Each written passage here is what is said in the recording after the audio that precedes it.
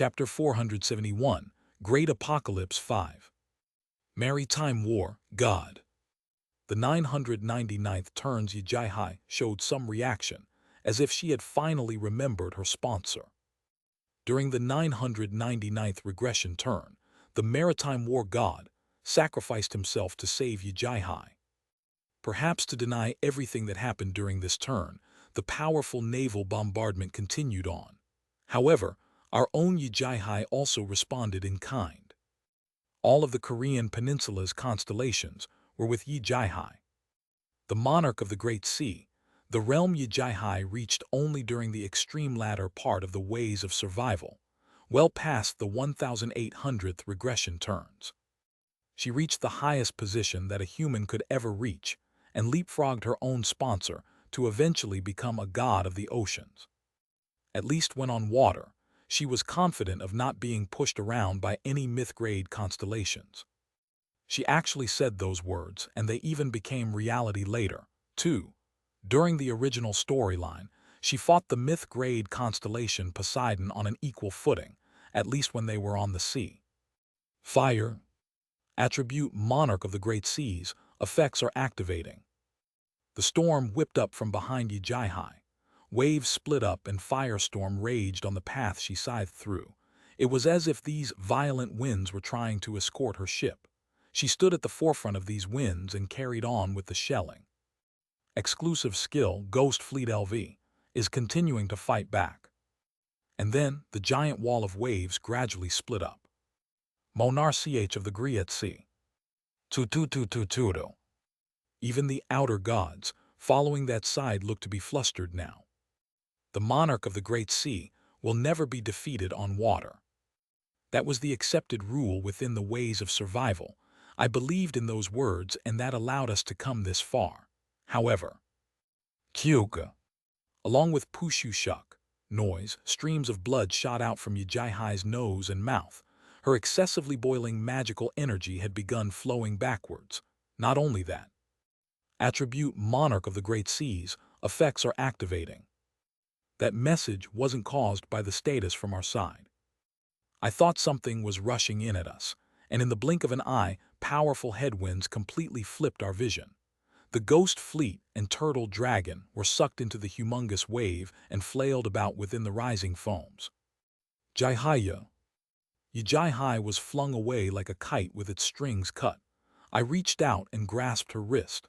My magical energy helped her to regain her consciousness, and she somersaulted in the air before landing back on the deck. She gritted her teeth and while grabbing the helm shouted out, "I told you to run away." I can't do that.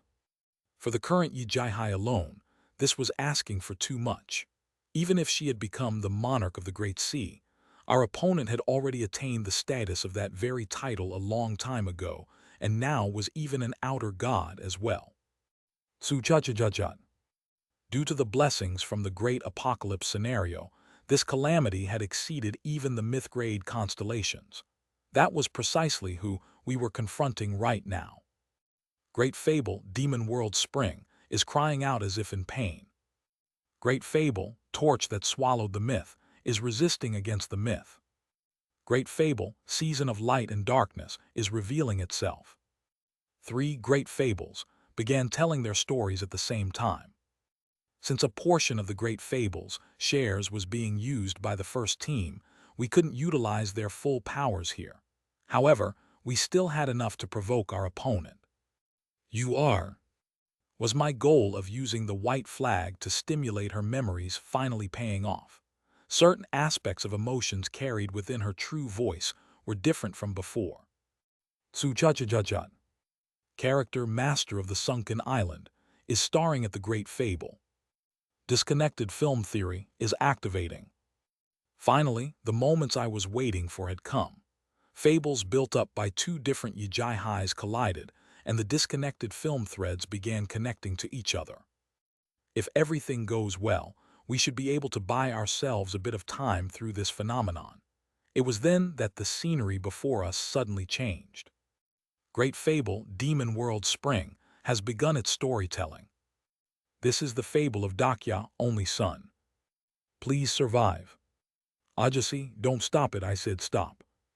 These were the memories from when we fought off the indescribable distance for the first time. As if simply recalling them was too painful for her, Yijai quickly averted her gaze. Ah, so she made such an expression back then. I too could vividly recall those memories.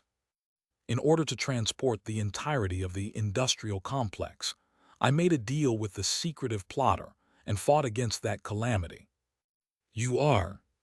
However, the expression of the 999th turns Yijai was crumpling as well. Another fable unfolded itself before our eyes next. Great fable, wanderer of the eternal horizon, has begun its storytelling. That was the fable belonging to the 999th turns Yijai. The scenery of Seoul, destroyed by nebulas sneak attacking it, appeared before us. Next up was the unconscious companions, and finally, the crumbling outer wall of the castle. On top of this wall, the one-eyed Yu Young-hyuk and his lone arm were staring at the battlefield. This is the only way. The jet-black aura of chaos began rising up from his figure. Master, stop, I said stop. I knew exactly which scene this was. This was where 999th turns Yu Young-hyuk died. His soul, now in tatters after the outer world pledge he signed with the outer god was repeatedly invoked, was making his very last trade. Soul was now sinking into the deepest bowels of the ocean. Yu Young-hyuk spoke, you must survive. And then, the 999th turn's memories were scattering away beyond the misty, gray foams. From the two eyes of the expression girl, the master of the sunken island, something began trickling down. Certain fables wouldn't disappear even when subjected to the untold amount of time. Such a fable made her come this far. Ajasi, isn't that? I looked to my side and saw our Yijai also crying. Isn't it too similar? Two great fables are responding to each other. Of course, the stories had to be similar. Kim Dokya believed that the most perfect regression turn was the 999th, and I took that turn as my motif after all. That regression turn was the closest out of all the others that came close to the correct conclusion. It was the only regression turn where everyone survived and got to witness the conclusion. Tsujajajut. As the storm of aftermath raged on, the 999th turns Yijai was approaching us. The distance closed in with each step taken. I was getting a bad vibe from this. Ajasi, hurry and fall back. Our Yijai also sensed the incoming danger and unsheathed the twin dragon sword before dashing forward. The instant kill, it was the best anti-human combat skill she possessed. Unfortunately, the streak of swordlight slicing forward was deflected away in the empty air as the harsh, screeching noise resounded out, and our Yijai was flung away across the deck, arcs of her blood scattering about. Jaihaye. Yeonseong on standby quickly caught her. Just as I sighed in relief, the 999th turns Yijai stopped right before my nose. Even before I could unshackle my fable and unleash my status, her pale yet strong right hand grabbed hold of my collars. Who are you? Yup, like master, like disciple. I could only smile wryly. In any case, the fact that we could now converse wasn't such a bad development. My name is Kim Dokya, your master's best friend. Best friend. The 999th turns Yijai now formed a confused expression. She then began staring at the fable circling around me. Before you start fighting them, you must search the left side wall. Then, you'll immediately realize what I'm trying to say to you. I'm telling you this now so that you can fight against the Sasquatch during the 28th scenario. My fable was now left wide open for her to read. But how did you? I'm Yu Young-hyuk. Master. She must have been beset with confusion as she used her left hand to massage her temples. Her eyes were burning with ominous aura. Kudujado. Her grip on my collars was getting stronger. Ripples of her status tightened around my body, and I began having trouble breathing. Hang on second, why don't you let me go and... Master. Outer gods flooding in parroted her words. With the most sorrowful language known to man, they cried out instead of the 999th turns ye jai high. They sounded as if their vocal cords were tearing apart, as if their whole existence was crumbling away. Exclusive skill, Omniscient Reader's Viewpoint is activating. All of your fables are sympathizing with the applicable individual.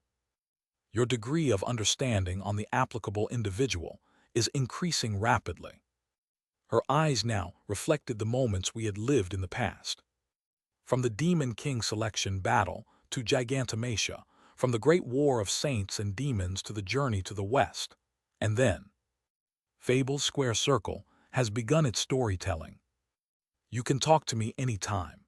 If you don't want to talk to me, then it'll be fine with someone else too. But you don't have to huddle in a corner and let it fester inside you. I now could see the face of the 999th turns Yijai Hai distorting in great sorrow. Why did that remind me of the secretive plotter? Why is it not me but you?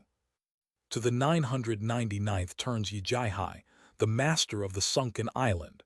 What did this story mean to her? Would she also hate me?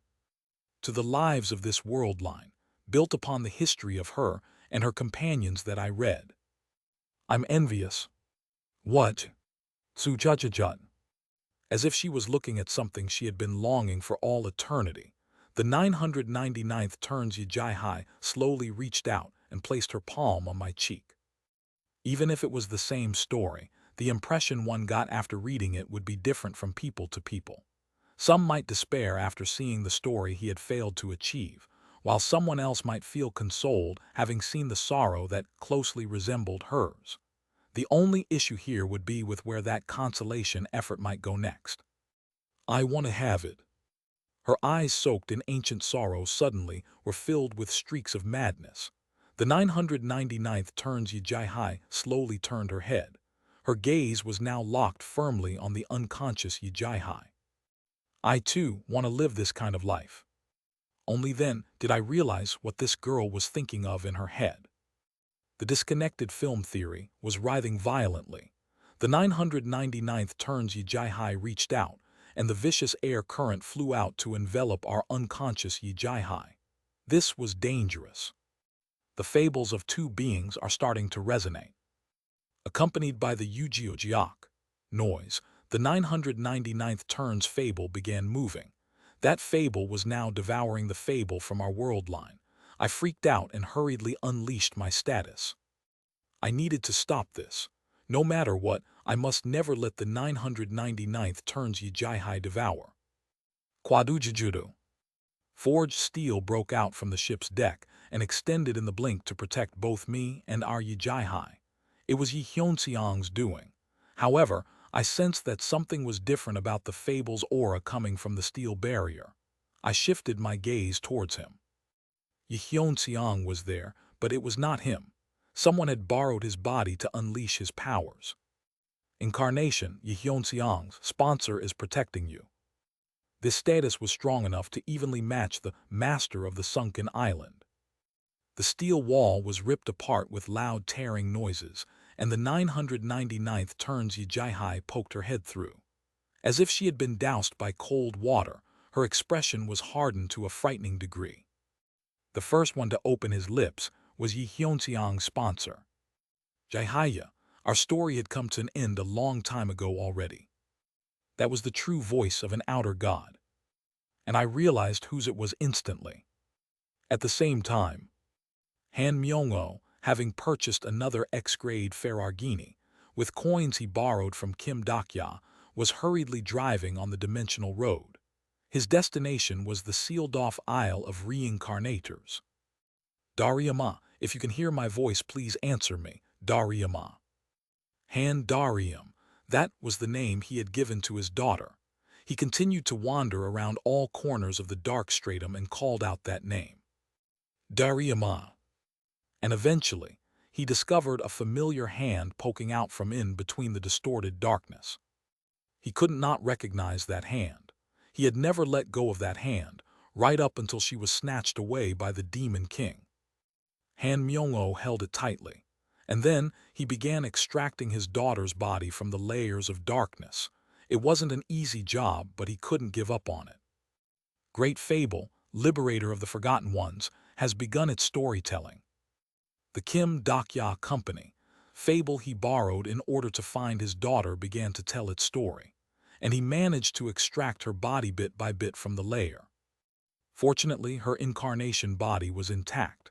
Not so fortunately, though, her heart wasn't beating. However, he had in his possession a single life and death pill he got from YCLHWA. Dariyama, please wake up, it's your dad. Your dad's here for you. Han Myung-o called out while crying. And so, how long passed by like this? Finally, Han Dariyam opened her eyes. Reddish light leaked out from her irises, however. You did well, my dependent. What opened its eyes wasn't Han Dariyam. Guidance of the End almost came to an end itself during the Great War of Saints and Demons. The ominous status of a demon king could be felt now. Asmodeus formed a crazed smile, causing Han Myung-o to fall on his butt. Give my daughter back to me, my daughter. Daughter, my apologies, but that will be too difficult. I definitely need this incarnation body, you see. However, allow me to gift you with a nice present instead. Asmodeus spoke up to there, and pulled out a pitch-black eye patch from its inner pocket. The qualification to watch the end of this world line with me, that is. This was an ancient item that had been passed down among the Guiders of the End.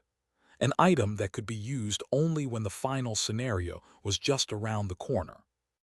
Item Relic of the Abyss is activating. The other world incantation meant to summon the outer god died in the abyss, the demon of 999. Asmodeus exploded in a fit of maniacal laughter as it watched the dimension distort visibly. Metatron, Agars, demon king of salvation. This story won't end the way you think it will. This story. What the hell is this? Since when did this happen? There was a man standing behind Asmodeus. He was enveloped in the jet-black aura, while bandages were wrapped around in one of his arms. Han Myung-o, watching this scene unfold 5-6 steps away, began trembling uncontrollably. He recognized the face of this unknown man. This mysterious man met his gaze and smiled. Oh, so you have summoned me. What's this? There's a demon king here too. Aha, I get it. This demon king was busy bullying you and you summoned me to save you, right? Oh, the end. That's not true. It is I, Asmodeus, that have summoned you to. Sweeyish. The man's translucent hand reached out and grabbed the back of Asmodeus's neck. And a second later, the demon king's soul form was captured by the man. Kyohyaka. I don't trust the words of those hiding in other people's bodies. Asmodeus's soul was then torn to shreds along with the loud "Puhwa hack" noise. The attack didn't even give the demon king a chance to resist. The man licked the tattered fable of a demon and grinned brightly. I hate demon kings the most. They always try to imitate me. I mean, look, this bastard, he even had the eye patch that I misplaced somewhere, you know. The man muttered to himself and pulled the eye patch off Asmodeus's former incarnation body before putting it on himself. He grinned brightly as if he was satisfied by his own appearance now. Meanwhile, the trembling Han Myung-o hurriedly hugged the fallen body of his daughter and looked up at this man. Oi, oi, don't worry, man. I may look a bit scary, but once you get to know me better, you'll learn that I'm actually a nice guy inside. The man vigorously tapped on his bandages and spoke up. Well then, shall I go and find my Jai-Hai now? Episode 89, Great Apocalypse 5 Fin. Chapter 472, One Person 1. The forged steel expanded and protected both me and Yi Jai-Hai. Constellation, Master of Steel, is revealing his status. Yi Hyunseong's sponsor was the original Master of Steel. However, he was killed off during the Oz incident the last time. Before that, though, he managed to successfully hand his modifier over to someone else. King of Silverlight Heart. The King of Silverlight Heart, that was the new Master of Steel. He was yet another existence who witnessed the 999th turn's conclusion, alongside the Master of the Sunken Island. And it was none other than Yi Hyun-seong from the 999th turn. Stop with your ridiculous charade as a sponsor. What do you think you're doing? Was it because she was facing another king like her?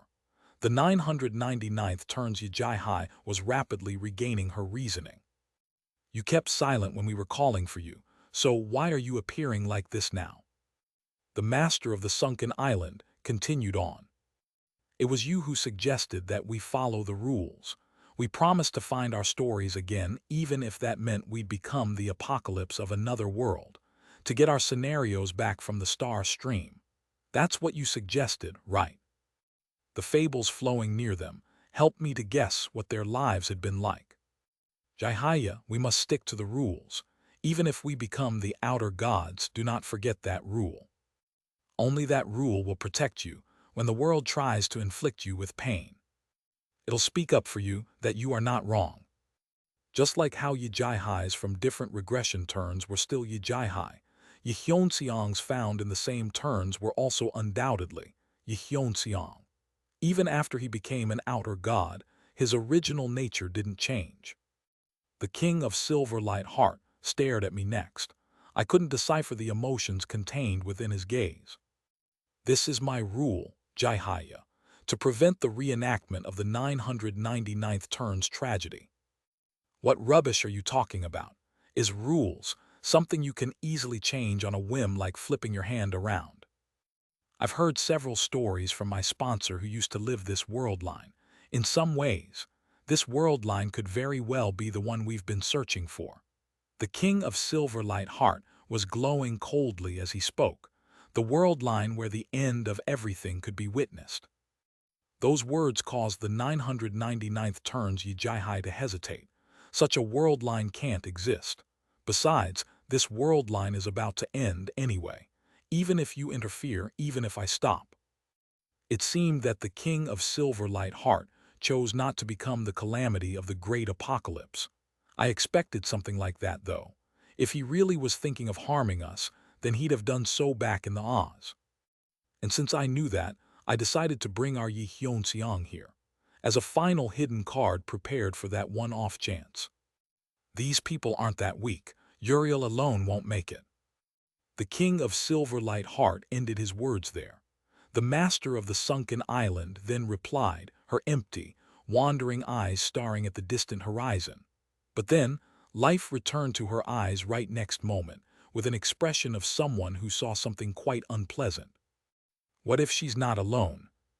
And then, pitch-black darkness blanketed the world beyond the horizon. Something we failed to foresee was revealing itself over yonder. The rest of Kim Dokya Company's companions were camping out near Dokdo Island, waiting for something to show up. A short while after Kim Dokya had disappeared towards the Pacific Ocean, they started hearing the drumbeat-like noises bellowing out from there every so often. They flinched every time they heard those noises. No one said anything about their intermittent flinching movement, but they all knew what it meant anyway. I want to go and help Kim Dokya. However, they endured it.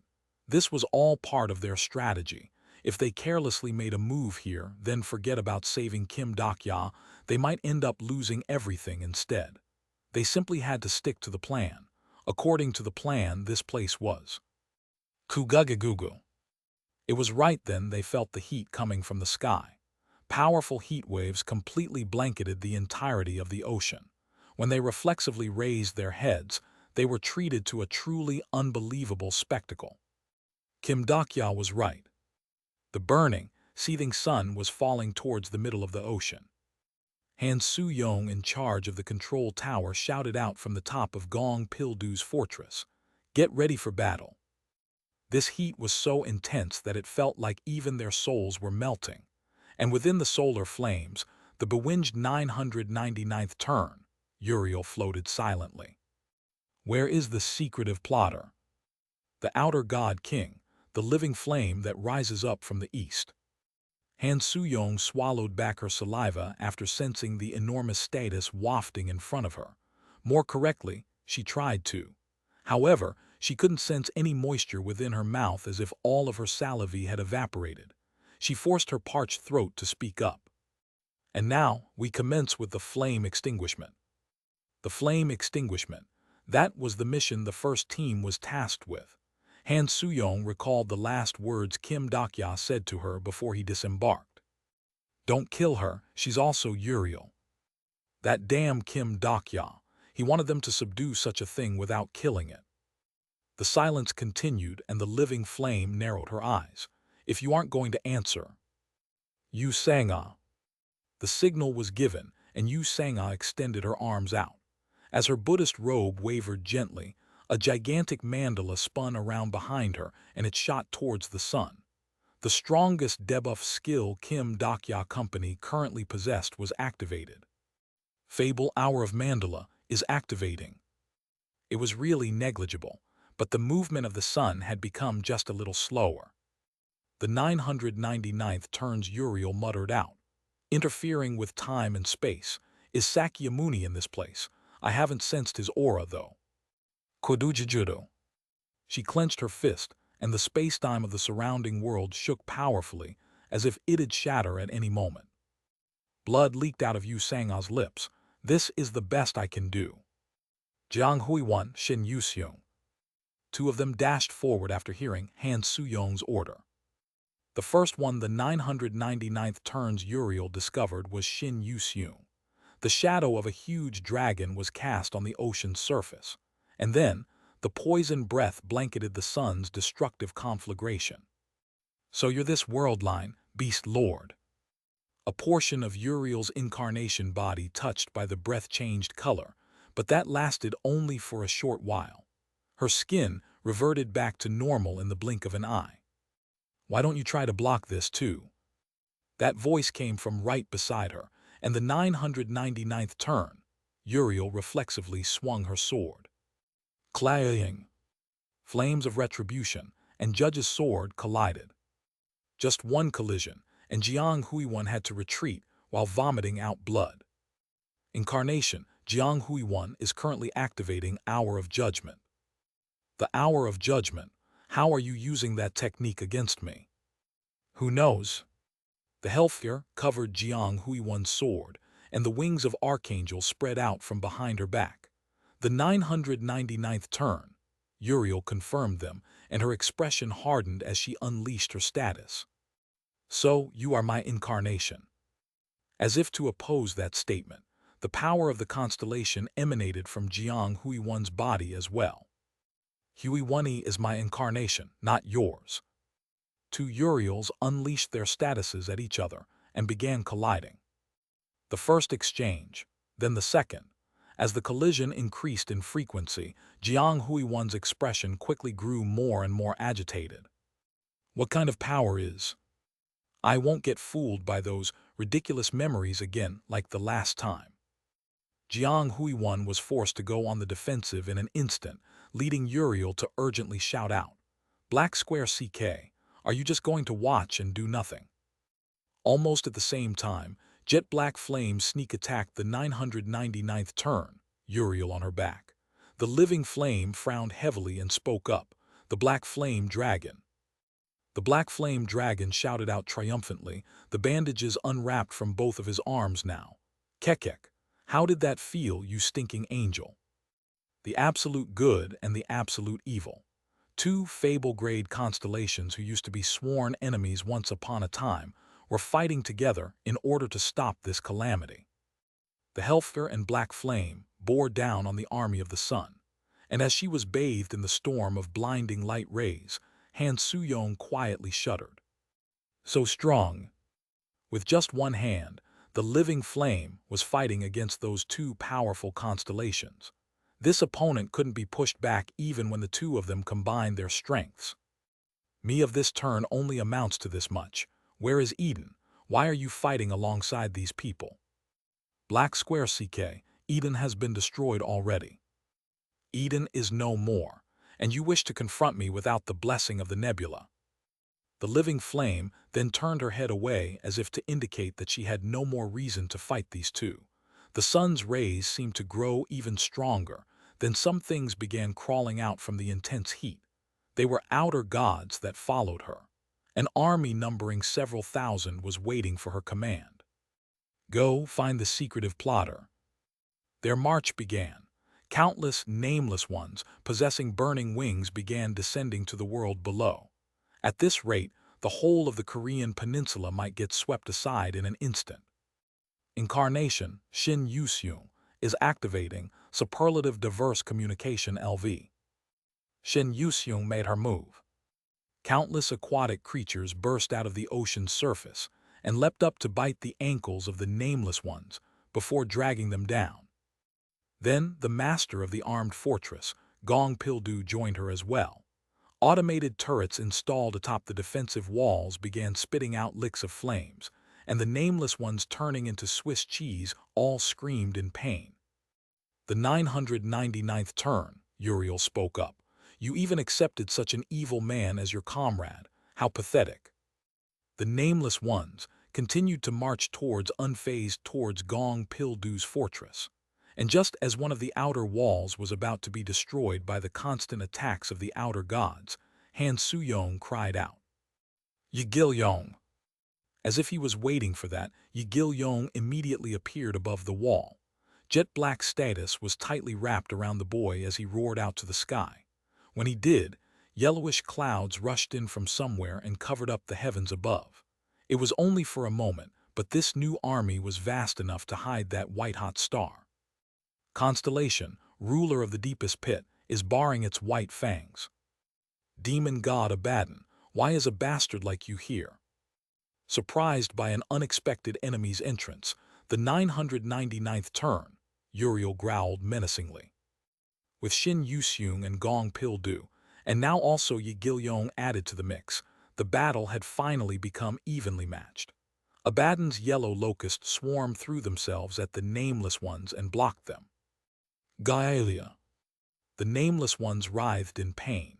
The 999th Uriel furrowed her brows.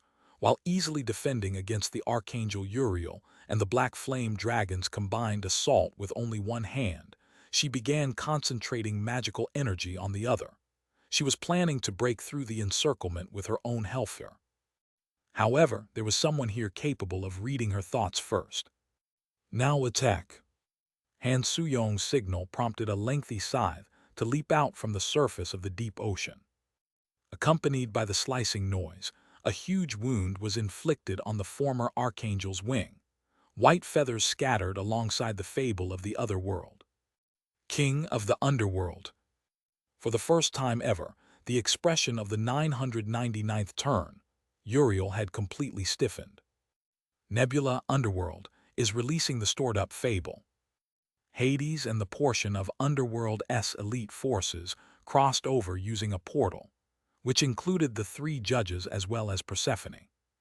The nameless ones guarding the sun were brought down, and the Underworld's status began pressuring the 999th turn's Uriel. However, she steadfastly withstood it. The incarnations of Sakyamuni and the Archangel Uriel, as well as the abyssal Black Flame Dragon, and on top of that, the myth-grade constellation Hades too. Even though one of her wings was torn from a sneak attack, and she was currently subjected under the combat force of a fairly strong nebula as well, she was not being pushed back at all. No, it seemed that she was actually searching for an opportunity to overturn this situation instead. What are you waiting for? Hurry up and join them. Constellation, most ancient liberator, lazily makes his move as if he finds this whole affair bothersome. Kugugugugu. Gloomy clouds rolled in just above the yellow-colored clouds. Lightning, emitting an ominous bluish glow, suddenly crashed down to the ocean below without holding back. The heavens breathlessly flickered. A figure of an aloof constellation was revealed in between the lightning flares brushing by. A myth-grade constellation blessed with dancing platinum hair and a rather uniquely arrogant grin stood there.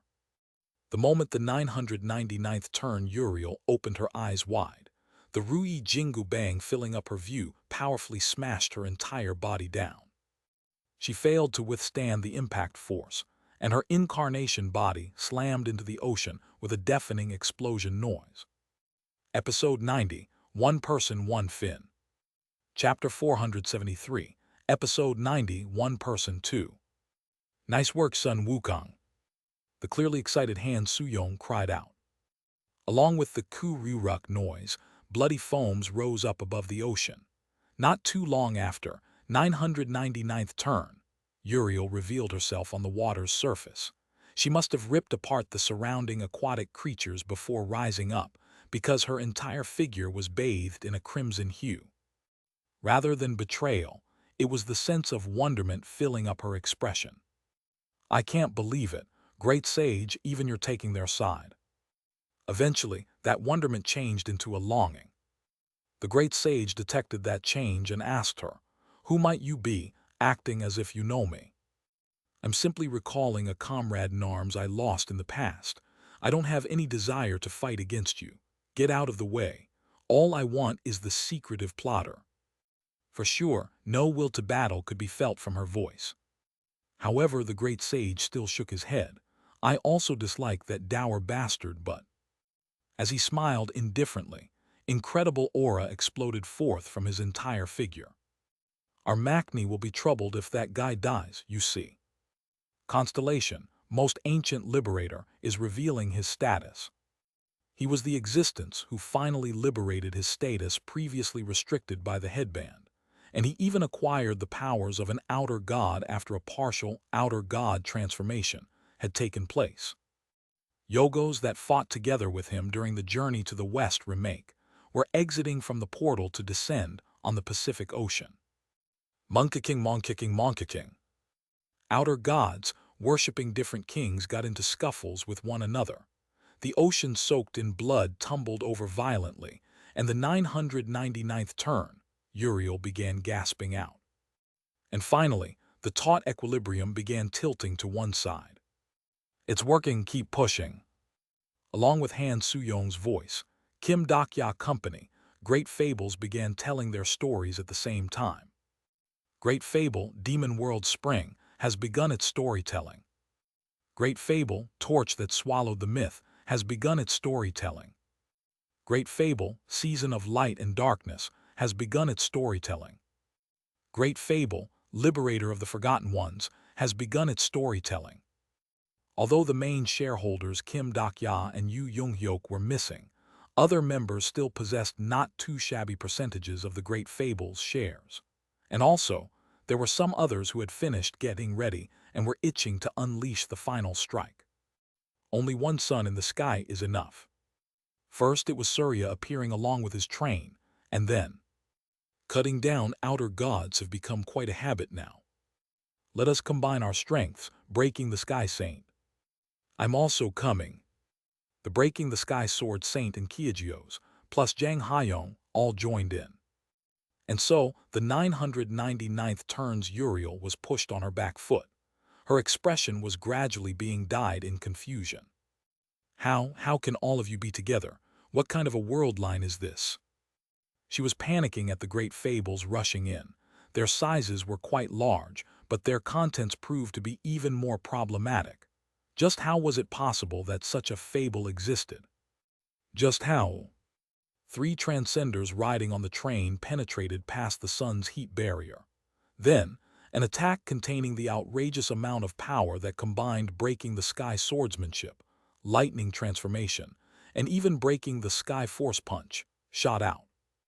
Just as that strike was about to sneak in through Uriel's opening and land on her, a chilling sensation suddenly enveloped the nape of Han Soo-young's neck. No, stop. Fable, predictive plagiarism, is urgently revising the story. The powerful sensation only she could feel in this whole world arrested her. And right next second, the noise akin to the time-space of the surrounding dimension being squeezed dry rang out loudly. Kadujujuduk. Han Soo-young couldn't tell what was going on before her eyes. What's this? Where is me in this regression turn? Could I have been killed already? That rebellious voice sounded as if a portion of the abyss had been taken away to mold it into reality. The transcenders approaching the rear of the outer god to land the final strike were falling to earth along with the destroyed train. Indescribably dark black flames were burning on the ends of their clothing. A lone man was standing amidst the gloomy, dark clouds in the sky. He was someone Han Soo-young also knew. She knew him so well that goosebumps were breaking out on her skin. Constellation, abyssal black flame dragon, is warning you of danger. The man slowly opened his mouth. Chet, I thought it was Jai-Hai, what with this much rampaging status and all, made a mistake since it's been so long and all. The son of the living flame emitted blinding rays of light. However, the darkness belonging to the man grew even thicker in response, just like the shadow lengthening against the light. The 999th turn, Uriel spoke. The monarch of the great abyss, just who summoned a bastard like you to this world line. The nape of Han Suyong's neck grew icy. She remembered what Kim Dakya told her about the ruler of the northern universe, the monarch of the great abyss. Haha, you finally called me with that title. Besides all that, you look like you're in a bit of trouble. Should I help you out? The sun's corona flared up as if it was convulsing. I don't need it. Help from a scoundrel like you is. Don't be like that. We're comrades from the same regression turn after all. The man cackled insidiously. He was none other than the demon of delusions Kim Nam-woon, who also witnessed the 999th turn. Conclusion. And the moment his gaze moved, Han Suyong felt a chill run down her entire body. I also want to see the black dragon's face, since it's been a while. Kim Nam-woon was already right by her face, and he began studying her with a nefarious gaze. When his eyes slowly opened up, Yu Young-hyuk realized that he was wandering within the darkness alone. The last thing he could remember was him researching the sure-kill attack with Kim Dakya. Something went wrong in the middle of that, and he lost his consciousness. Your soul form is currently in an unstable condition. Fable, hellscape of eternity, is currently in an illegible state. When is that idiot Yu Young-hyuk's birthday again? Fragmented memories occasionally drifted in. He heard a voice in between his blurry consciousness. No, rather than a voice, it was far closer to letters instead. Yu Young-hyuk quickly recognized whose speech pattern it belonged to. The regression turn mentioned for the first time is that silly manner of speech capable of irritating a person to no end. Only Kim Dakya spoke like that in the entire world. Iya, this part was really entertaining, was it? Sentences on the pages Kim Dakya was reading brushed past his eyes. Yu Young-hyuk saw himself fighting against constellations right there. The first regression turn, 41st, 666th. Kim Dakya's fingers tracing the letters suddenly stopped. The information on a certain regression turn could be spied in between his fingers lingering on for the longest time. The 999th turn. Even Yu Young-hyuk was aware of the events that happened during that regression turn. The hellscape of eternity was informing him of the time he couldn't remember through all the texts Kim Dakya had read. The latter seemed to be muttering softly while reading about that regression turn. I'm Yu Young-hyuk. The real Yu Young-hyuk didn't know anything about the life supported by that lame declaration. Yu Young-hyuk, as read by Kim Dakya, his history remained like soot in between the flow of the pages. Ostracized within school, tormented in his part-time workplace by a boss busy stealing his wages, and going on a forced march until soles of his feet became a bloodied mess during his army days. Kim Dakya endured them all by calling himself Yu Young-hyuk. The latter simply couldn't understand the former. He had no idea what it meant for the time he had to endure ending up saving someone else living in a completely different world.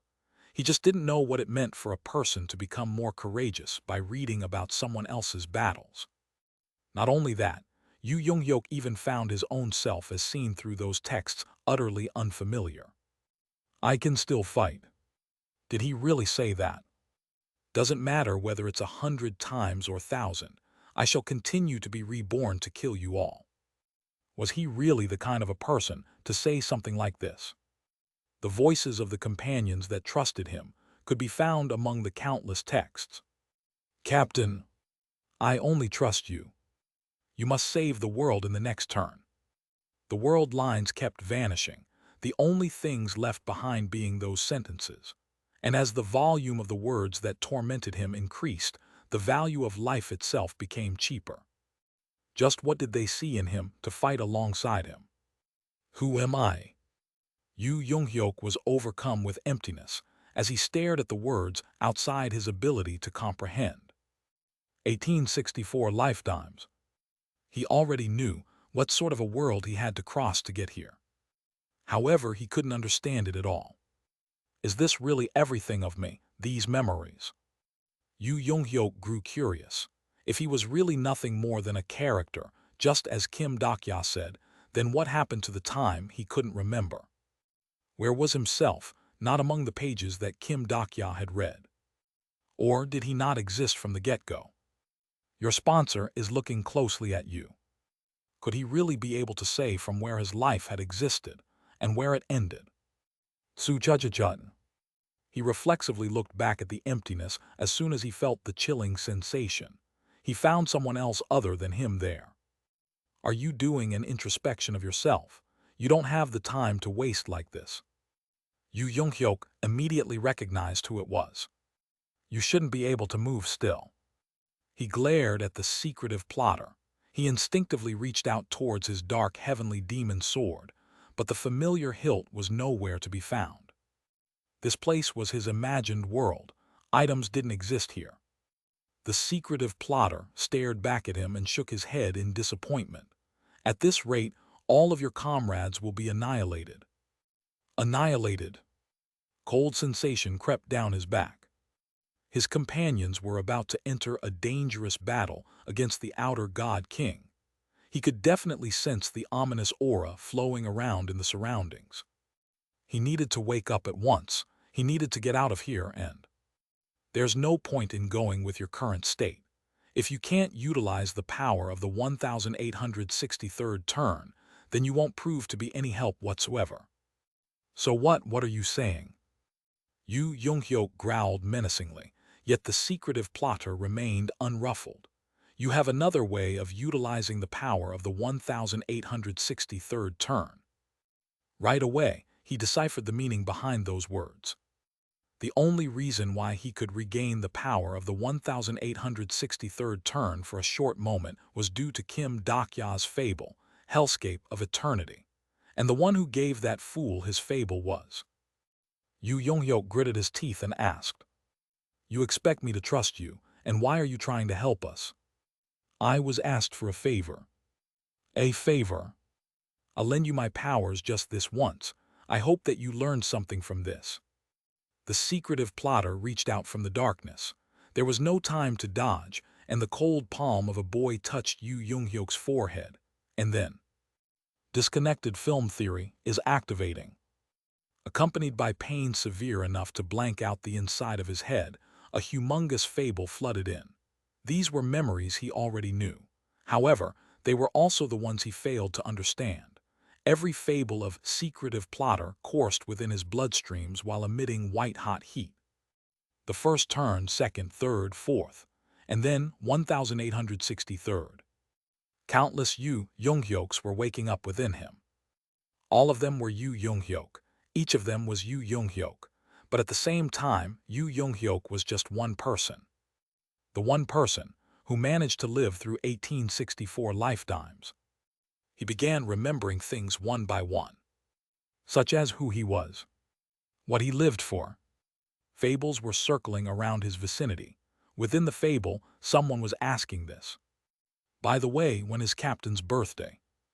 That prompted Kim Dokya to reply. I found it. It was over here, 3rd of August. Right? He was born in the summer, a hellishly hot and humid summer when horrible storms were lashing out. He could remember everything so vividly now. His birthday that no one celebrated or congratulated him for. All those anniversaries that lost their meanings as he went through 1864 lifetimes. Yu Young-hyuk slowly opened his eyes. The energy of fable completely saturated his whole body. This feeling was something he had not felt before during this third turn. He raised his head and sensed the hot rays of the sun. Even so far away, he could still clearly sense it, the outer god's presence calling out to him from beyond the faraway horizon. However, he didn't feel scared. He slowly raised his body up and confirmed the condition of his incarnation body. Every single part of it was operating at a near perfection. Fables he had compiled so far were permeating within every fiber of his being. In that very moment, Yu Yonghyuk felt as if he was reborn. Great Fable, Pilgrim of the Lonely Apocalypse, has recovered its complete status.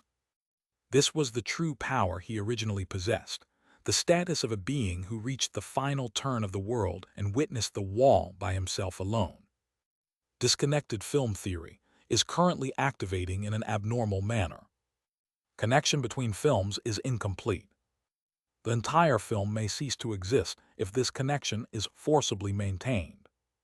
He could only rely on this power for a brief time. However, it was more than enough for him. Yu Yonghyuk raised his head and looked up at the sky. The heavens were screaming out. The flashes of lightning strikes vividly illuminated the scars engraved on his face every so often. Fable, Hellscape of Eternity, has begun its storytelling. Attribute Terror of the Stars is activating. His glare caused the stars to run away in fear. Yu Yonghyuk stared at them for a moment, before his figure flashed towards the distant sun. Episode 90, One Person 2 Fin. Chapter 474, Episode 90, One Person 3. Han Soo-young just couldn't believe what was happening before her eyes. The Transcenders fell in an instant, and Underworld's judges were also defeated one after the other. Get back, Han Soo-young. As the loud clang resounded out, Jiang Huiwen standing before her was flung away. The fable mushroomed out from the man, grinning mischievously as if he was playing around. Great Fable, Delusional Design, has begun its storytelling.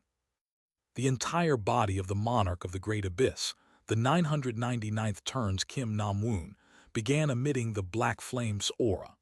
That aura soon became a silhouette of a dragon with several heads. Its maws split wide open, and soon after, destructive air currents blanketed everything in the surroundings. Kwaya Yusyunga Gilyonga. The exploding chain of the black flame swallowed the kids. Yu Sanga left the battlefield in order to rush out and save them, causing the time-space debuff restraining the 999th turn, Uriel, to weaken. Go-uwo. She was regaining her original strength after a short period of it shrinking back. The 999th turn's Kim Nam-woon cackled after witnessing that sight. Well now, what would have happened without my help, I wonder? Shut your mouth. Once I find the secretive plotter, you're next. She shot Kim Nam-woon a terrifying glare, and then swung her flames of retribution towards the battlefield. The one opposing her was the Great Sage. The Rui Jingu Bang dancing around stylishly blocked off her sword strikes. Kim Nam-woon watched the Great Sage match up evenly to an outer god king and was thoroughly impressed by this sight. What caught his attention even more was the pitch-black aura oozing out from the Great Sage's entire figure. The status of chaos. Did this guy also become an outer god too? More correctly, it seems that one of his entities have become one. Ha, what the hell? What's up with this world line? I shall take care of him, so you bastard, go and take care of the small fries plus the king of the underworld. Chet, I also wanted to have a go at the Great Sage just like someone else, you know. Perhaps enraged by the garbage he just heard, the Great Sage roared on and poured out his magical energy. The golden aura blanketed the entire sky, and for a moment there, forced back the Black Flame's attacks. Unfortunately, he had to suffer quite severe aftermaths all over his body as his price. Godamit Mayhawang, get a grip, man.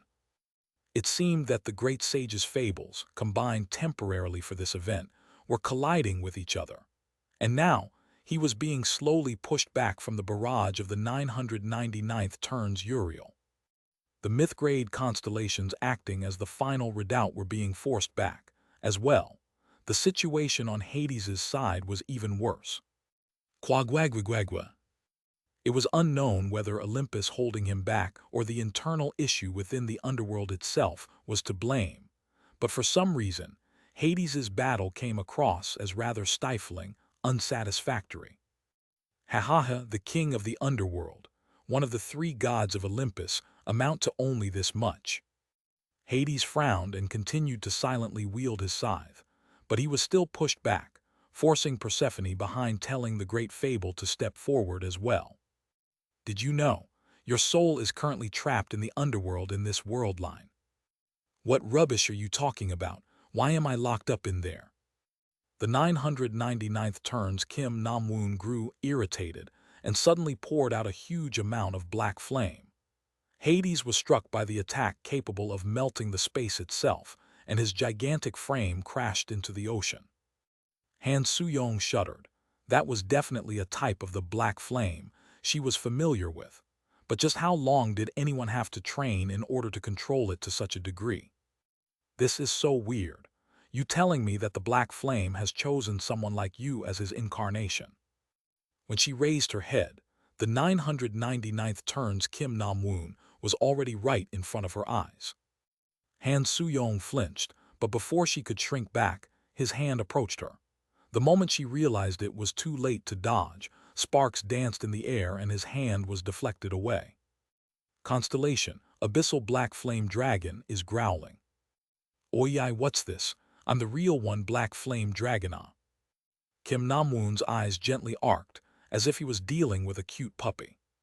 Constellation, abyssal black flame dragon, declares that you, bastard, aren't my incarnation. So you got yourself a shiny new car in this place, is that it? A streak of chilling madness flashed by Kim Nam-woon's eyes. In that case, I guess I should turn it into a scrap heap first. Kayaboom! An explosion going off right in front of her nose caused Han Soo-young's body to fly backwards. She tried to minimize the impact force by shrinking herself, but even then, she still vomited out a mouthful of blood. She had her sponsor to thank for not getting killed in that attack. Constellation, abyssal black flame dragon, is shouting at you to run away. The abyssal black flame dragon personally incarnated into the skis and wrapped around her as if to protect her. A giant dragon seemingly sculptured out from a slab of obsidian angrily roared out into the world, its eyes seemingly carved out from a pair of rubies burning brightly. Ha, this is it. Now this is more like my black flame dragon. The two existences commenced with their fierce battle, causing the ocean to buckle as if it was being relentlessly bombarded. Shattered fragments of islands flew about, and the black flame dragon's breath enveloped the entire sea. Constellation, abyssal black flame dragon, is revealing his status. Unfortunately, it was difficult to stop Kim Nam-woon after he had become an outer god, even if it was the black flame dragon doing the fighting. From the get-go, this opponent was an existence descending to the world as a calamity. The total amount of probability he was allowed to use was on another scale. Han Soo-young began thinking, what should they do in order to stop this utterly nonsensical creature? If it was Kim Dokya, what could he have done? Fable, predictive plagiarism, has begun its storytelling. It was right then that faint sparks danced around her as a sharp pang of pain rang inside her head. How disappointing.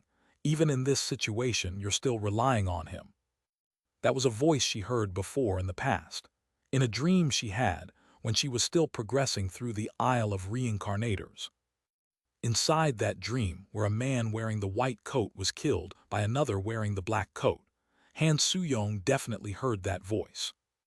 It's because you're like this that that fool was so full of himself in my regression turn. The fable was actually talking to her. You are. I wasn't planning to interfere anymore, but I'm going to help you one more time. The voice sounded as if it was being very generous to her. Along with the sensation of time slowing down greatly, her cognitive ability expanded as well. Countless Han Soo-youngs woke up inside her head and opened their mouths at the same time. Everything that happens in the world has already happened. There's nothing to be surprised about. A visceral sensation seemingly hardwired to the future completely took hold of her brain. An ability that could create a world she didn't know previously by combining numerous clichés, patterns, and given information, went to work. The memories of the ways of survival she read, the info she heard from Kim Dokya, and the info she gleaned herself, were pieced together logically to write a new story. Someone was laughing now. That's right, now that is the true predictive plagiarism. And Han Soo-young realized what she needed to do now. Fable predictive plagiarism is continuing on with its storytelling. She couldn't tell if it'd work or not, however. If it's Kim Dok-ya, he'd have done it. Again, you. The black flame dragon's loud, rough roar covered up the entire sky. The battle had been going on only for a brief while, yet the creature's proud figure was riddled with wounds both large and small, just as the dragon spread open its torn wings to pour out a breath. That's enough, flame dragonaw. Constellation, abyssal black flame dragon, is. Let me take care of this, so believe in me and take a step back.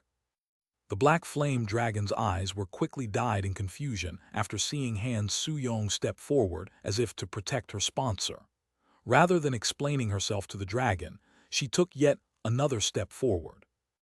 Oh, so you want to fight me personally, with that chestnut-sized body of yours? The 999th turn's Kim Nam-woon emitted an incredible amount of aura. The great fabled delusional design wielded grinder-like sharp blades, already fully prepared to cut and slice Han Soo-young up at any given moment. However, she didn't seem to be fazed at all. Kim Nam-woon, you haven't changed even after becoming an outer god. What's this? You sound like you know about me. Right, I know a lot about you. You, the idiot who failed to fulfill his unrequited love and even after becoming an outer god, is still chasing after a girl. The 999th turn's Kim Nam-woon's jaw slowly dropped. All outer gods have lost their memories, or what little remains are unstable. In that case, how did kings retain their memories? Could it be that those memories are far too precious to them? The dude who couldn't even confess properly when good opportunities presented themselves, yet still puts on underwear with giant robots on them just in case. You, what the hell are you? How do you know something that not even my captain knew?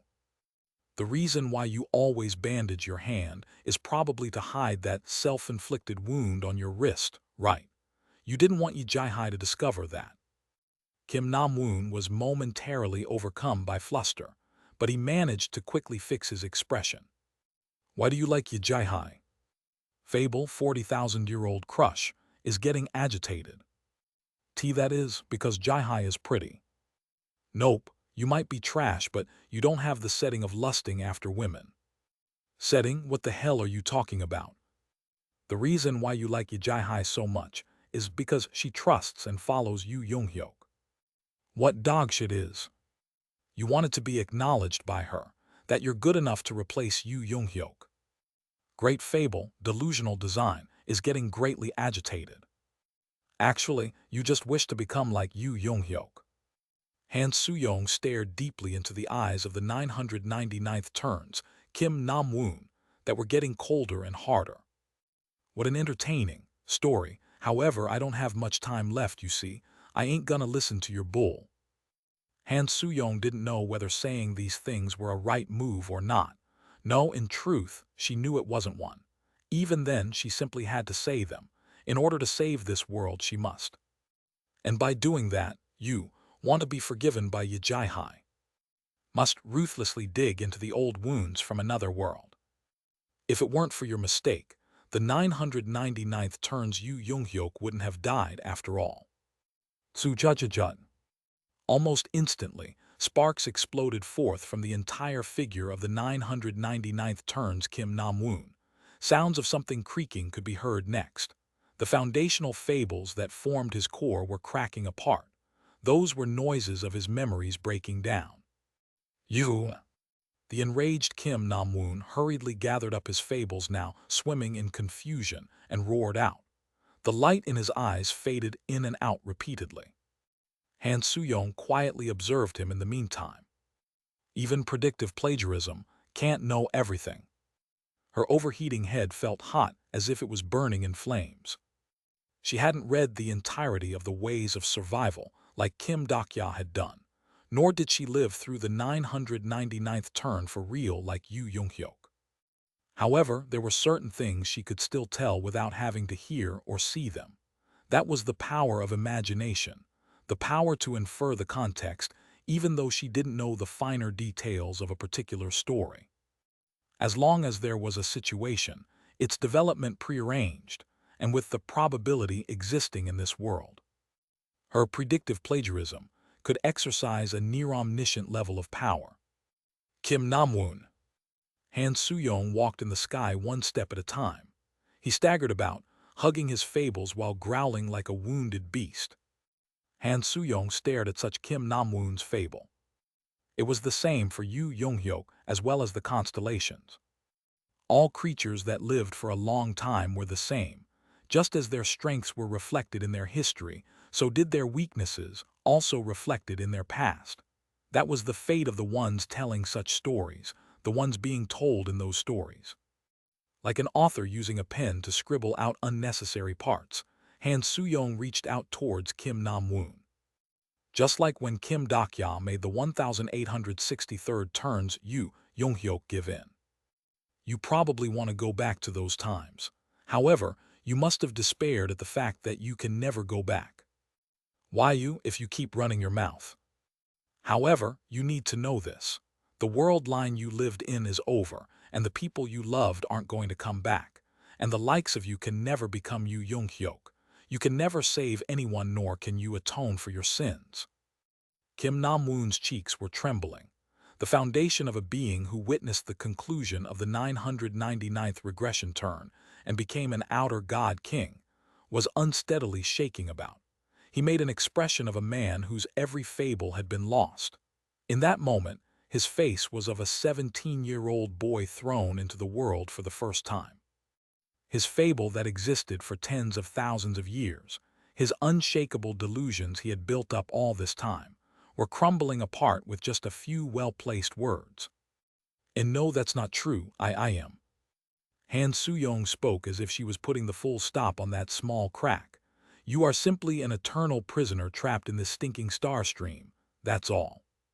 Pa-chud-chud. Kim Nam-woon. The 999th turn, Uriel roared out in her true voice, and Kim Nam-woon's fatting consciousness woke back up. Fable, comrade of desperate spirit, has begun its storytelling. The only thing capable of rebuilding a broken fable was another fable. Kim Nam-woon's fable that she worked so hard to disrupt was regaining its original shape. Light was returning to his eyes, too. Han Soo-young could only smile wryly. God admit I thought it was going well. Still, did I hurt him at least a little bit? Soon, great rage filled up Kim Nam-woon's eyes. Hahat, I almost got done in there. I see, so there was a reason why the Black Flame Dragon had chosen you. A powerful premonition of death washed over her. The predictive plagiarism, tautly spinning around, suddenly sagged like a snapped tape. The tragic premonition of death being unavoidable no matter where she ran off to. It was then she heard that voice again alongside the Tsuchat. This should be enough, because the protagonist is here. Her senses, seemingly connected to the future, rapidly grew murky. Kim Nam-woon's fist, raised up high towards the sky, froze still. Everyone within the battlefield could sense it. Something incredible was approaching them. Kugugugugu. A status that simply by its existence alone could lead a world to its annihilation. The first one to react was the 999th turn, Uriel. It's him. She roared out a horrifying howl towards the skis and quickly left the battle, before flinging herself towards the direction of that status. Kim Nam-woon too stared in that direction. You got really lucky this time. Next time we meet I will ...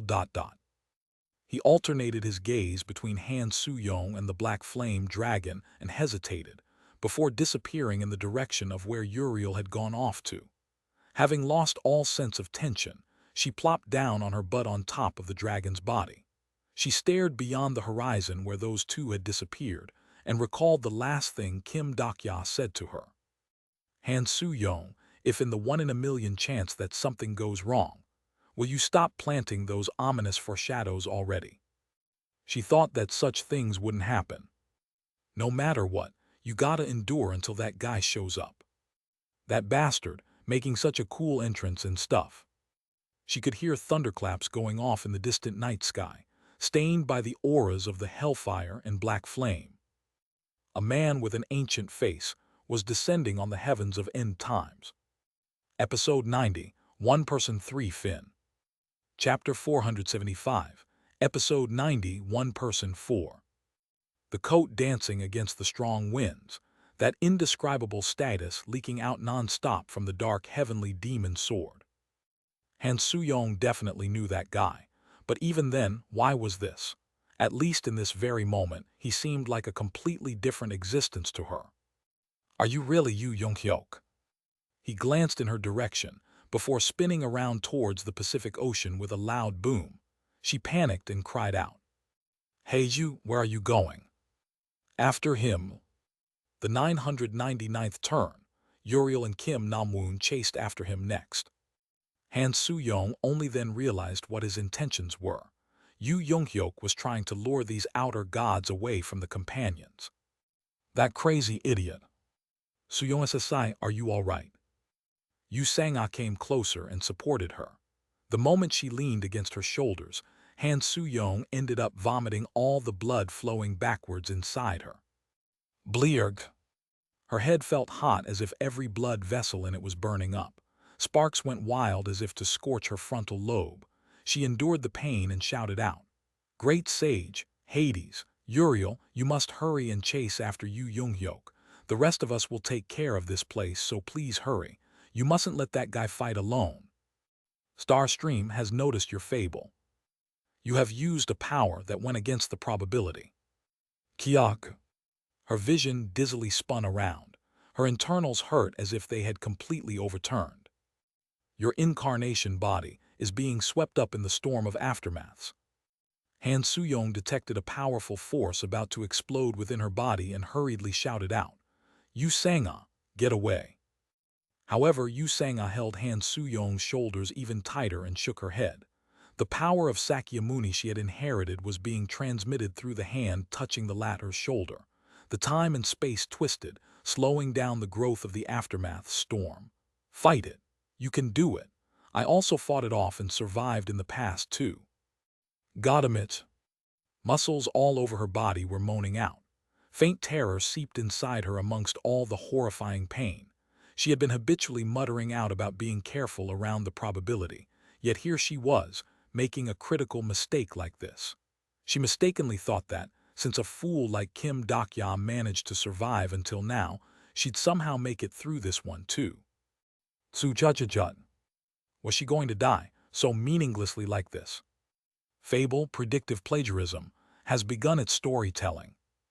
It was around here that the signs of the aftermath storm gradually softened. Han Soo-young witnessed letters covering up her incarnation body. Those were words she wrote in the past, words she secretly wrote in the notepad so that neither Kim Dak-ya nor Yu Young-hyuk could find out later. And now, those words were leaking out from the flapping pages of the notepad to wrap around her body. However, there were some sentences she hadn't written before mixed in among them. You're indeed me, so your writing skill isn't too shabby, I guess. The voice sounded half mocking and half satisfied. Fable, predictive plagiarism, is bearing the aftermath storm in your stead. Su-jut-jut-jut. As the storm of probabilities aftermaths weakened, the letters began scattering away gradually faster and faster.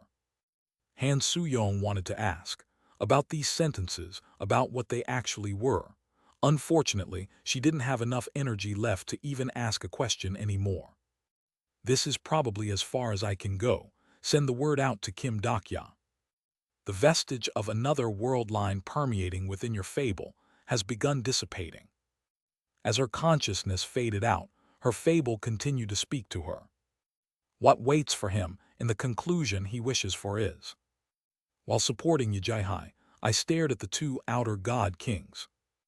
They had lived in the same regression turn, and they also saw the same end of the world, yet they became two different beings. Great Fable, Wanderer of the Eternal Horizon, has begun its storytelling. Great Fable, Heart Sealing the Sorrow, has begun its storytelling. I could see the cross-section of the fable laid bare within the sparks dancing in the air.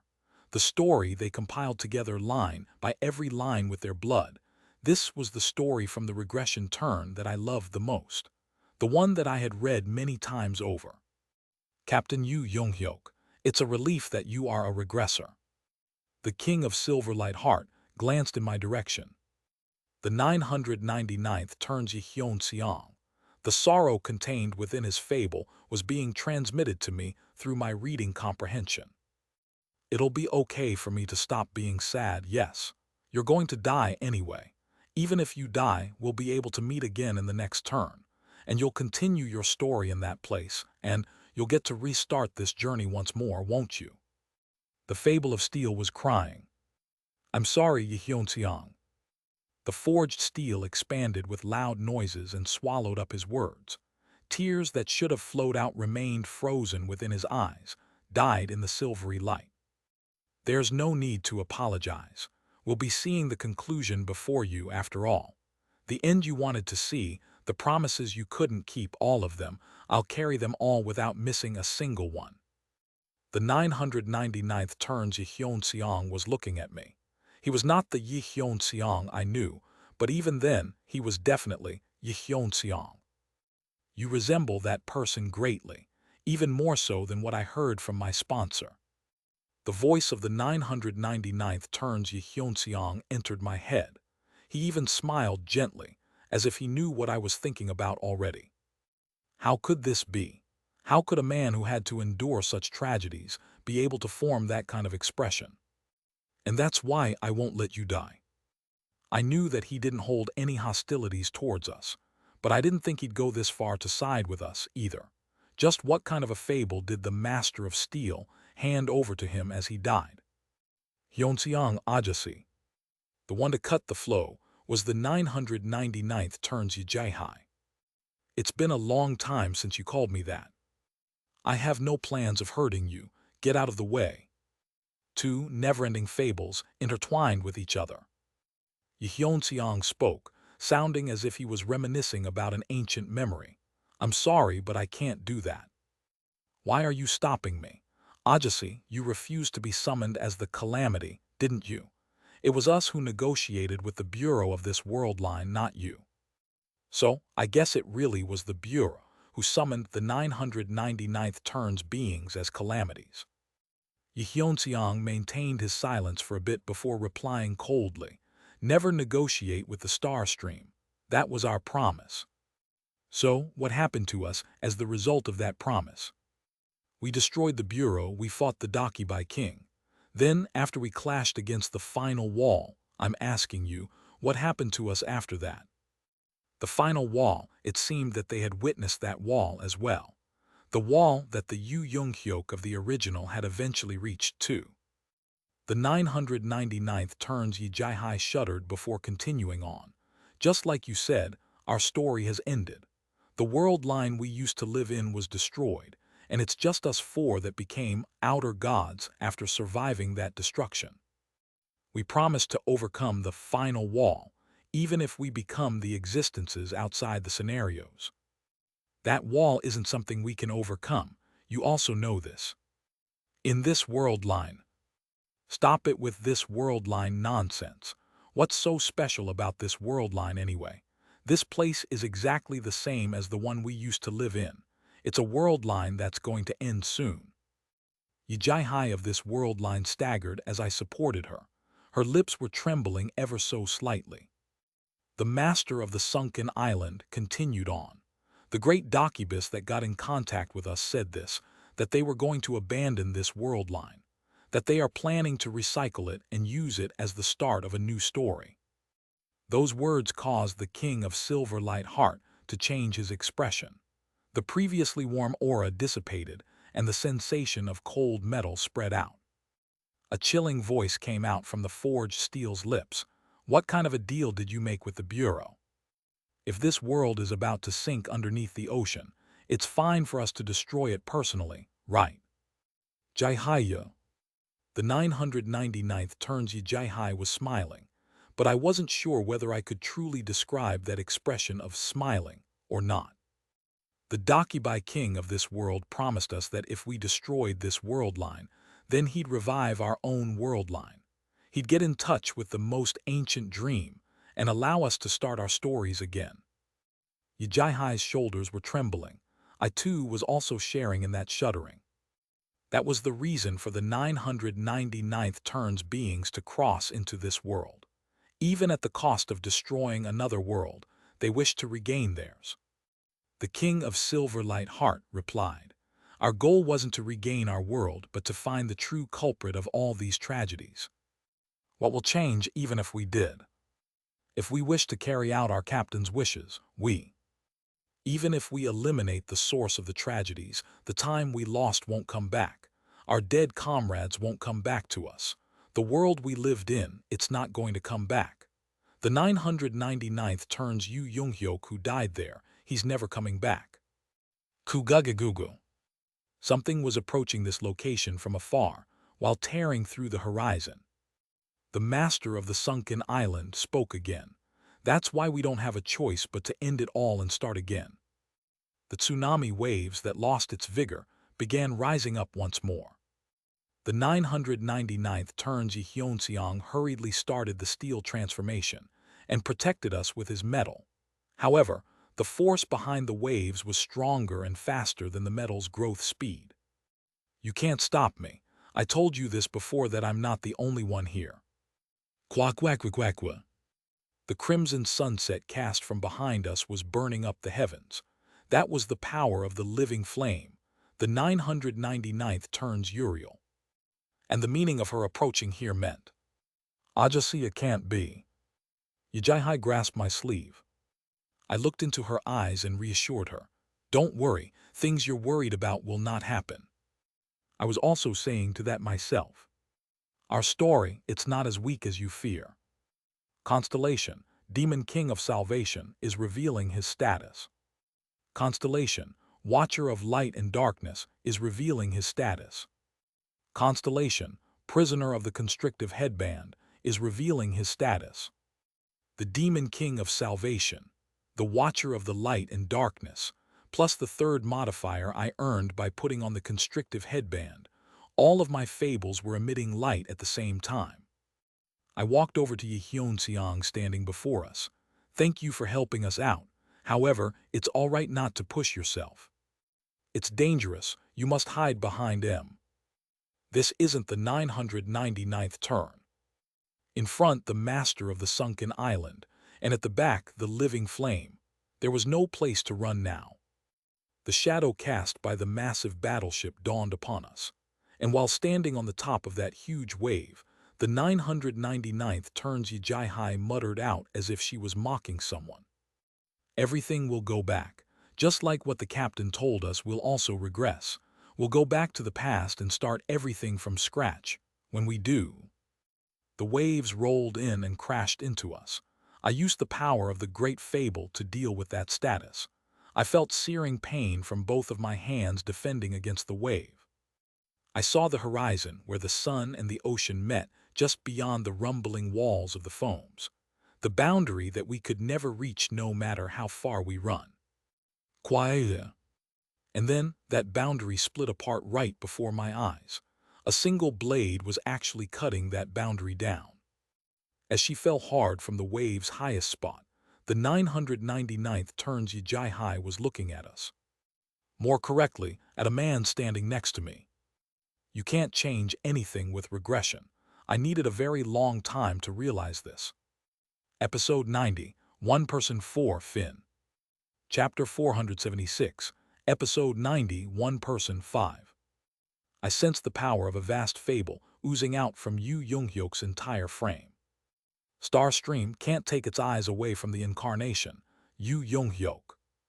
The will of the entire world was now paying attention to him.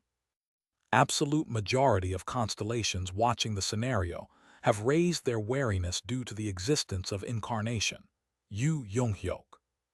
Constellations of the final scenario are stunned by the fable of incarnation, Yu Younghyuk. Portion of the Bureau's great docubus are demanding a probability suitability evaluation. The King of Stories has rejected the demand. The probability suitability evaluation is restricted within the applicable scenario. Every single Yu Jung-hyuk's fable that I knew felt complete now. This feeling couldn't simply be described as him merely becoming stronger. This Yu Jung-hyuk before my eyes was a different existence to the one I became familiar with. I got a little tense as I asked him, "Our companions safe?" You being here means the secretive plotter has decided to do me that favor, right? My final alternative plan in case even the plan B failed was to awake the sleeping Yu Jung-hyuk. Incarnation, Yu Jung-hyuk, currently has abnormally activated the disconnected film theory. Tsu-chud. Film's connection is incomplete. The entire film may cease to exist if this connection is forcibly maintained. The last-ditch method that I didn't want to resort to if at all possible, yet simply had to when left with no other options. The greatest ace up our sleeve we currently possessed. Yu Jung-hyuks of all the regression turns are now looking at you. And I felt distant, numerous gazes coming from within him. Suddenly, I had this ominous foreboding. What if this Yu Jung-hyuk wasn't the Yu Jung-hyuk that I knew of? "Excuse me, but which regression turn Yu Jung-hyuk are you?" He then stared at me. I could see the thick scar on his cheek, a wound the third turn Yu Jung-hyuk didn't possess. I was about to ask something else, but then several sentences flowed out from his body as if to shut my mouth. "Terror of all stars. Strongest incarnation in Starstream's history. The iron-blooded conquering king. The usurper of the scenarios." The history he had lived so far was floating up as the crude, coarse sentences from the ways of survival. The sentences gathered to become a fable, and that story soon became the man standing before my eyes, the existence that waded past 1864 lives. I am Yu Jung-hyuk. He was not Yu Jung-hyuk from any of the regression turns, not from the 0th turn, not from the 1st, and not even from the 1863rd. He was simply Yu Jung-hyuk from all regression turns. Captain. The 999th turn's Yijai dazedly looked at us, her eyes wide open in disbelief. And then another Yijai shouted out at that girl, "Master, hurry, take care of her, she's trying to destroy our world line." She yelled out with so much anger. I was thinking of adding something there. However, such thoughts scattered away the moment I saw Yu Jung-hyuk's side profile. He didn't bother to assume the attacking stance and simply stared at the two outer gods present here. Character Master of the Sunken Island is looking at the character Yu Jung-hyuk. Character King of Silverlight Heart is looking at the character Yu Jung-hyuk. And the two people from the 999th turn was staring back at him in return. Yeonseong looked quite agitated at the moment. This fable, but it can't, could it be, really? Just like how I was searching for the Yu Jung-hyuk I knew from this particular Yu Jung-hyuk, they were now looking for the Yu Jung-hyuk they recognized. Third turn, Yu Jung-hyuk is remaining silent.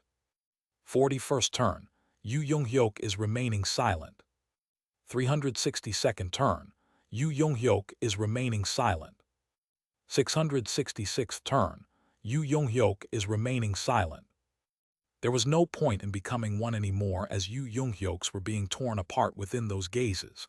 They were searching for the Yu Jung-hyuk they recognized and were shoving away other Yu Jung-hyuks in the process. They eliminated those they couldn't understand and tried so hard to find that one Yu Jung-hyuk they recognized. And so how long passed by like that?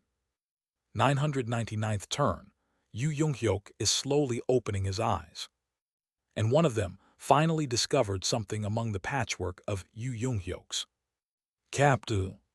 Just before the master of the sunken island could take a large stride forward, the air before her split apart with a single ray of light. Accompanied by choking heat, a blinding beam of light crashed down like a lightning bolt.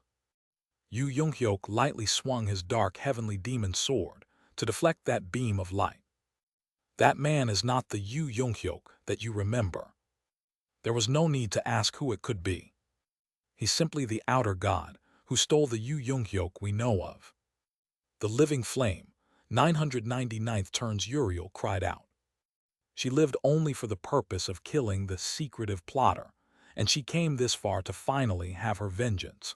The conflagration became even more vicious on her flames of retribution. The one to try and stop her was the master of the sunken island. Hold on, stop Uriel, that captain is. Don't be fooled.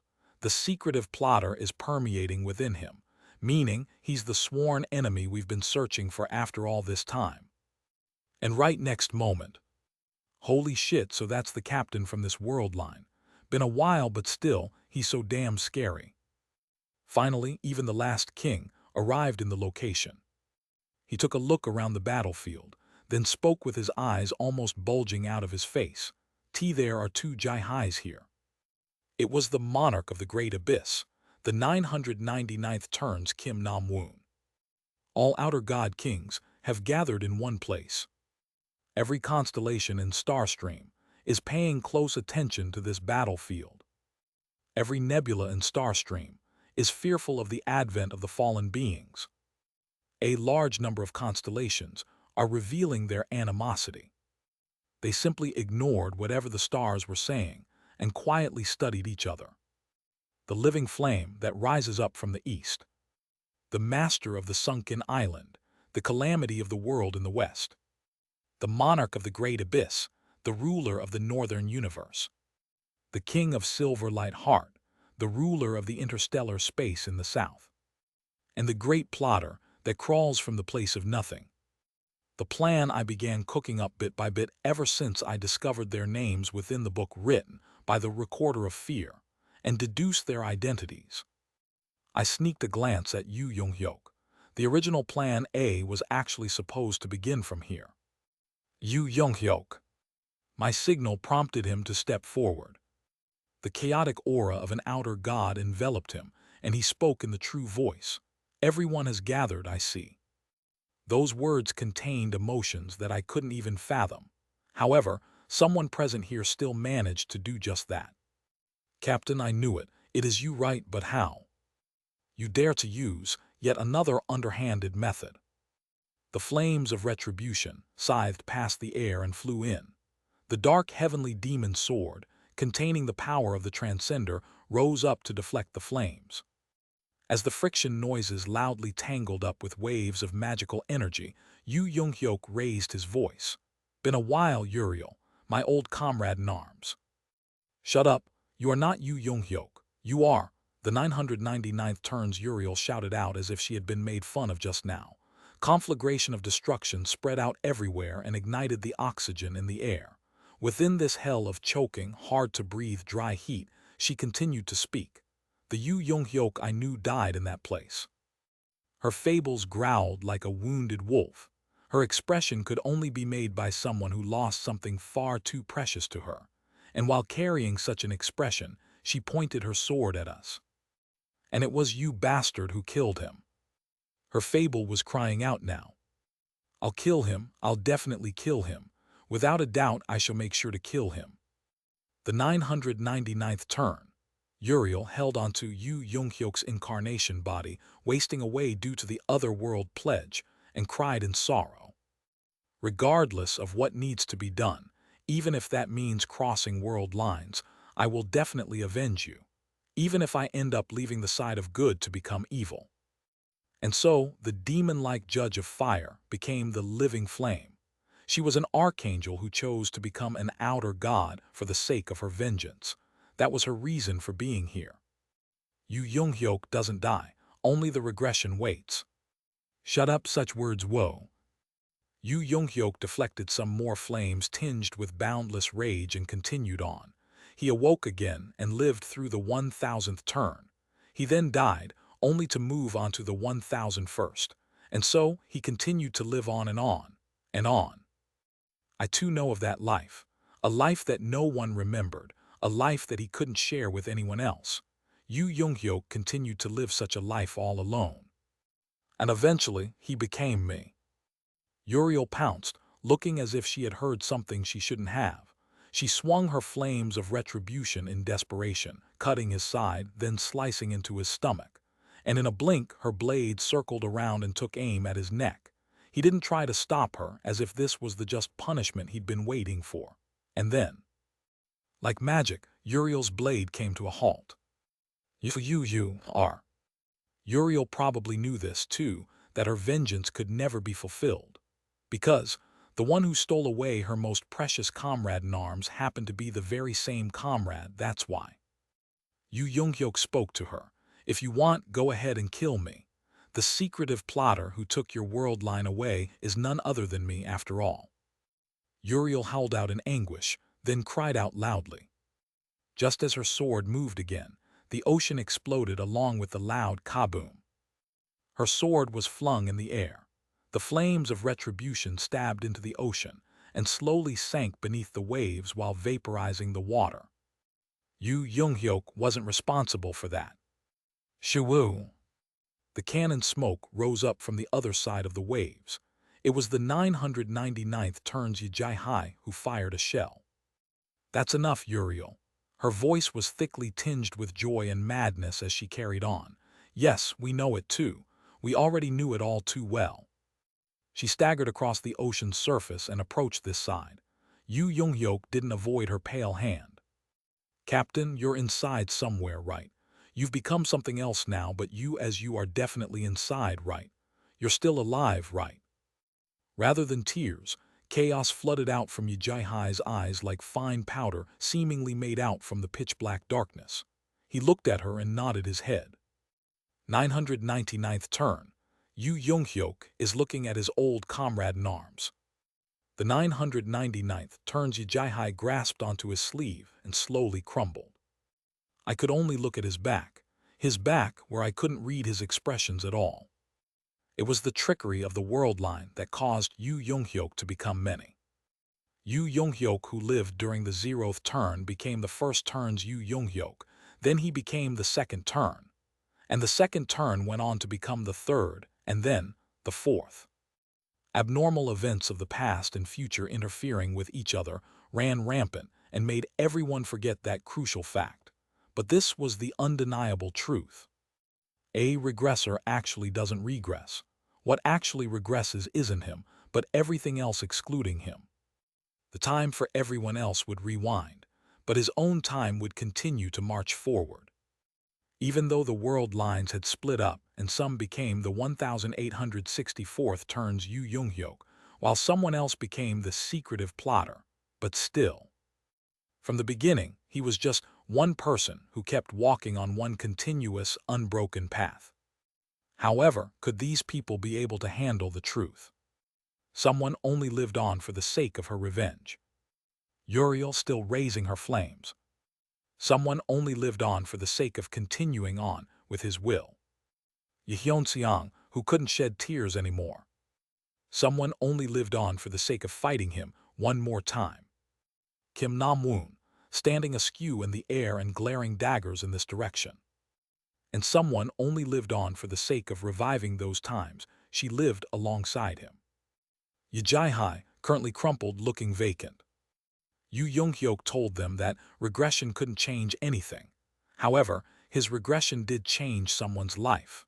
The Yu Younghyuk was the world to these people, a world that helped them live on even after their own world line was annihilated. Kim Dokya's plan was precisely about this world. If by any chance, these people still remembered their world even now. And if they accepted this Yu Younghyuk once more as their captain then. If so, then there might not be a reason to continue with this battle. If you're really the captain then, you must know what I want then. The 999th turns Yijai smiled brightly. Let's go back, Captain. Let's start from the beginning again. She held onto his wrist and spoke. Let's destroy this world line together. NG, we made a deal with the Dakibai King, you see. If we destroy this world line, he will send us back. He will get in touch with your sponsor, the most ancient dream, and... I hurriedly looked at him. Yu Younghyuk. He must never stimulate them negatively here. No, he definitely needed to use the most suitable words to win them over. Even if he had to lie, he needed to agree before it was too. Yijai. Yu Younghyuk looked at her and spoke, not through his true voice but with his physical voice. The 999th turns Yi Jai shrunk her shoulders when subjected under his gaze, just like on that day when she first learned to wield her sword from her master. Is that what you really want?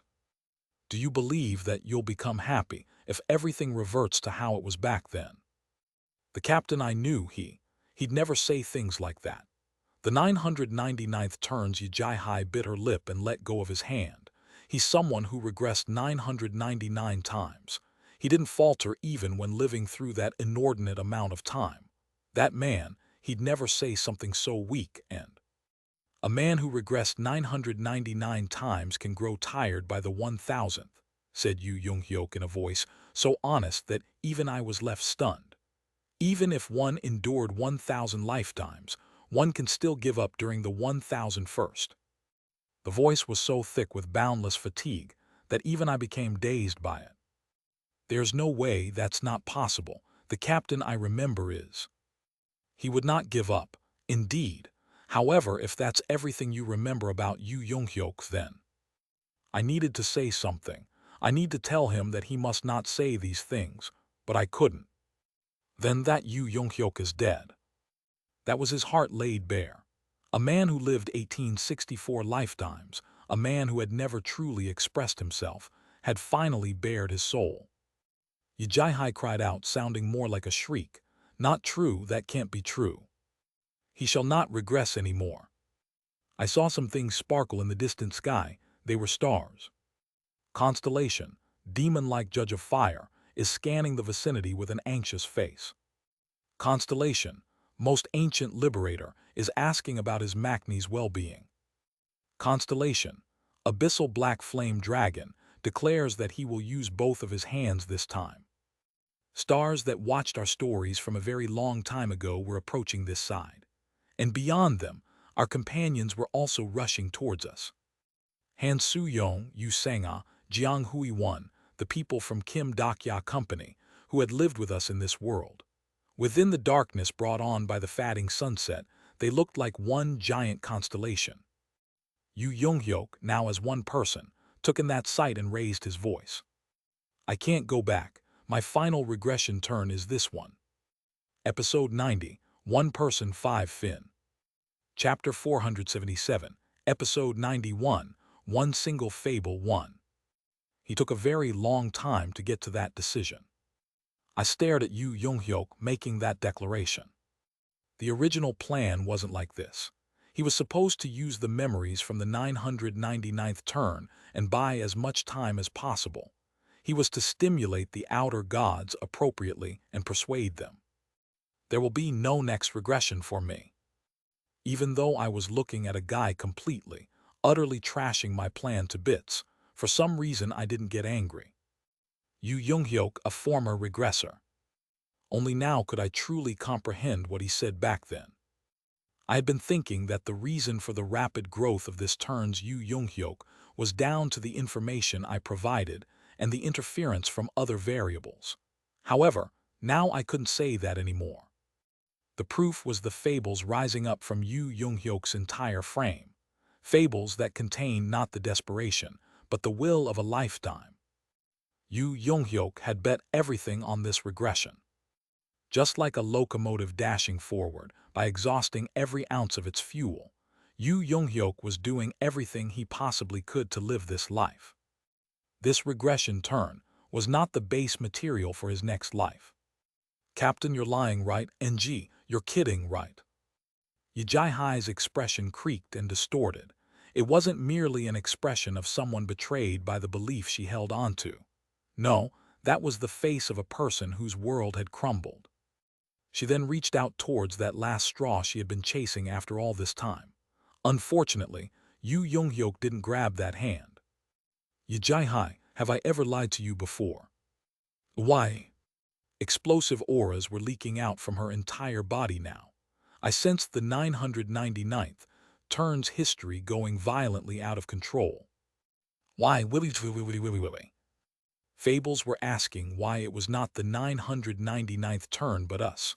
Why was it not the world they lived in, but this one?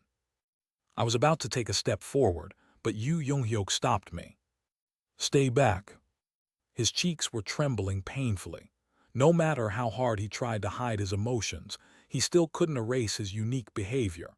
I sighed softly and replied, "We can't retreat anymore anyway." "Apologies. It's fine, this is your choice after all." At a casual glance, Yijai might seem like a realist, but actually, he was far more of an idealist than anyone out there. From the get-go, there was no way someone would repeatedly regress unless he doggedly held onto his ideals. And in order to protect such a dude's ideals, someone had to take on the role of a realist. I took another step forward while looking at the waves of outer gods, about to rush in full of indignation. "You, Yonghyuk, did not choose to forsake your world line." I used every ounce of my energy to use that true voice, causing the outer god kings to look at me. The 999th turns Yijai, Seong, Kim Nam-woon, Uriel. Have you all forgotten? He was never in a position to choose, but always had it chosen for him. He had repeatedly regressed, but Yu Yonghyuk had never regressed because he really wanted to. Even when he had to discard the third turn and regress to the fourth, and when he gave up on the fourth and chose to go to the fifth, it wasn't out of his will, his desire. The regression wasn't his choice, but his fate. What chose it wasn't him, but the story that desired his regression. We have no need to fight each other. Why must one tragedy compete against another one? I had no idea whether these words would work or not, but even then I simply had to say them. We won't forsake you. We do not wish to remember you all as calamities. We want to. I looked up at the sky. I felt dizzy for a moment there from all the boundless gazes I hadn't seen before bearing down on me, but I didn't avoid meeting them head-on. Just like how Yu Yonghyuk was not the same Yu Yonghyuk from the 0th turn, I too wasn't Kim Dak-ya of the first scenario. We want to fight against that sky together with all of you. Beyond the skis, the stars began illuminating in sheer madness. The absolute majority of the constellations can't understand your declaration. Great Dakibus from the Bureau are shocked by your intentions. Indirect messages rain down like starlight. If it was before, I'd been too busy reading those messages, but now I knew the truth. The reality was, all those starlights in the sky were nothing more than ornaments to hide the fact that the darkness existed there. The king of stories is now looking at you. It was then I heard a very faint chuckle. "Oi, do you even know what you're talking about? Are you saying that you want to destroy Starstream?" The snide voice belonged to the 999th turn's Kim Nam-woon. "You think we haven't tried that before?" The depths of emotions contained within his voice was unfathomable. He was smiling, but he wasn't really smiling. That exaggerated smile hid the sense of resignation deep within. "We already tried that. We shot down all the constellations, and we even killed the Dakibai king of our world line too. You know what happened when we did?" Kim Nam-woon walked on the ocean's surface and stood right before me. And as if to transmit the sweetest despair known to men, he whispered to me next, "The world just vanished." I silently listened to his words. We definitely cleared the scenarios properly. We even completed all the conditions, yet we lost everything we loved. There was no miracle, no reward at the end of the line. I recalled the words uttered out by the 999th turn's Uriel. If the star stream disappears, the whole universe will fall into chaos. Such a world line must never be created. That is the way of evil. That's what she said when I mentioned my goal of destroying the star stream. Kim Nam-woon continued on. "You know what we saw at the end of the world. You probably saw a massive wall. A great wall that surrounds all of the worlds, the one where you can't even see its beginning or the end. And how do you even know that?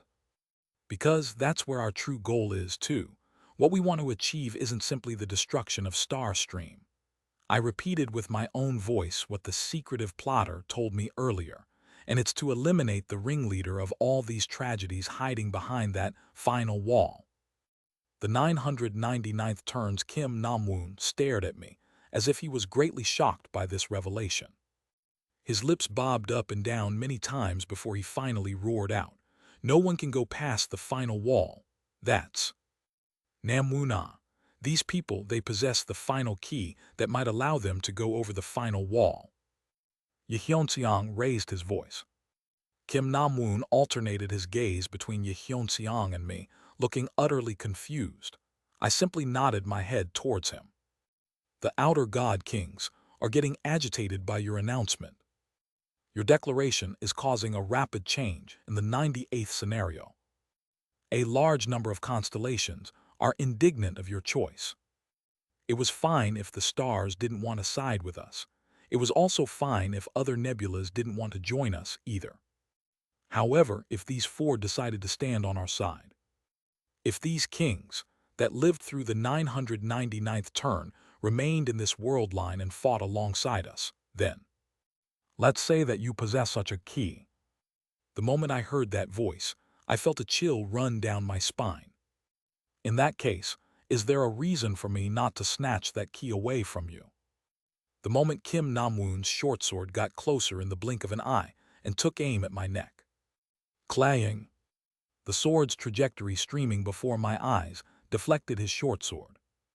As the heavy impact force resounded out, both Yoo Jung-hyuk and Kim Namwoon were forced back a couple of steps. Ha ha ha, this is it, this is that feeling. Blood trickled down the monarch of the great abysses, hand after that collision against the dark, heavenly demon sword. Do you have any idea how long I've been waiting for this? Do you know how long I had to wander aimlessly just for a chance to fight against you? The monarch of the great abyss, the being who traveled through the inordinate amount of time just to revive that one opponent he had been idolizing. Great fable, delusional design, has begun its storytelling. The 999th turn, Uriel supported the wobbling Yijai and got into the battle stance as well. You told me this once before. If, by any chance, you've become another existence that's not you, you wanted me to kill you personally. Along with the blinding explosion, the sun in the air began emitting light once more. Looks like that time is now. What blocked the outpouring of the heat wave was the forged steel completely filling up our view.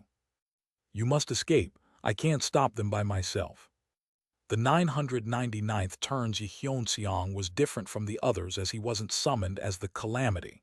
Meaning, unlike them, he didn't enjoy the grace of the scenario.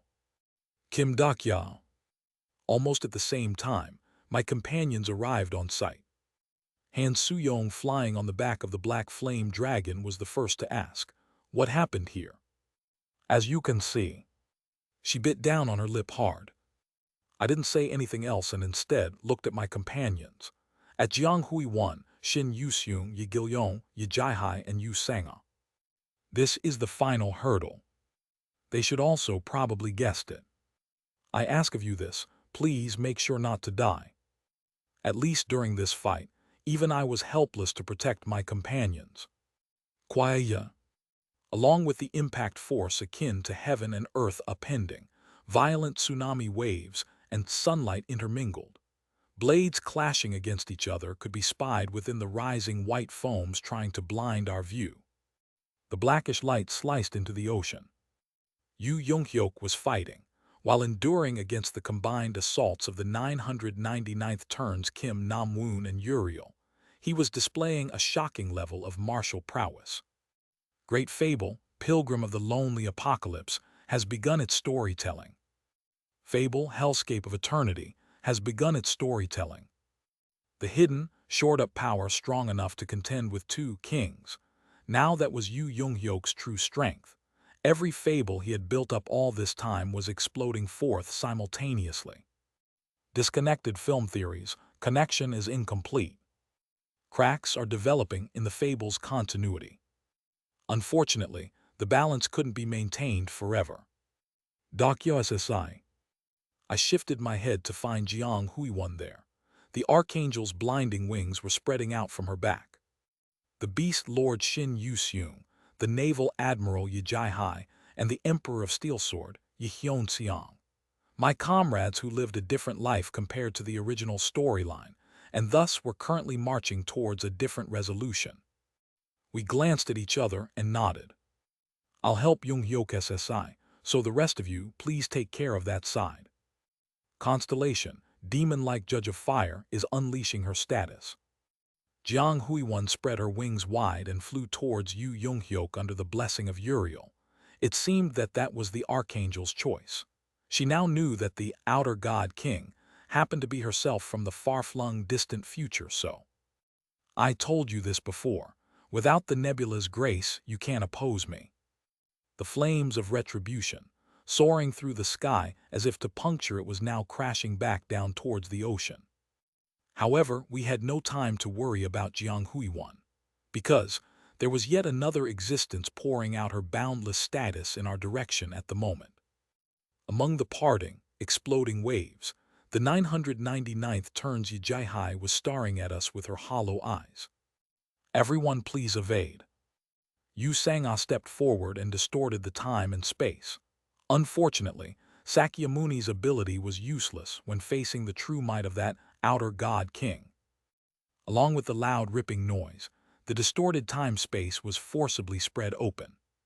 The battleship of the 999th turns Yijai was now rising up from the depths of the ocean.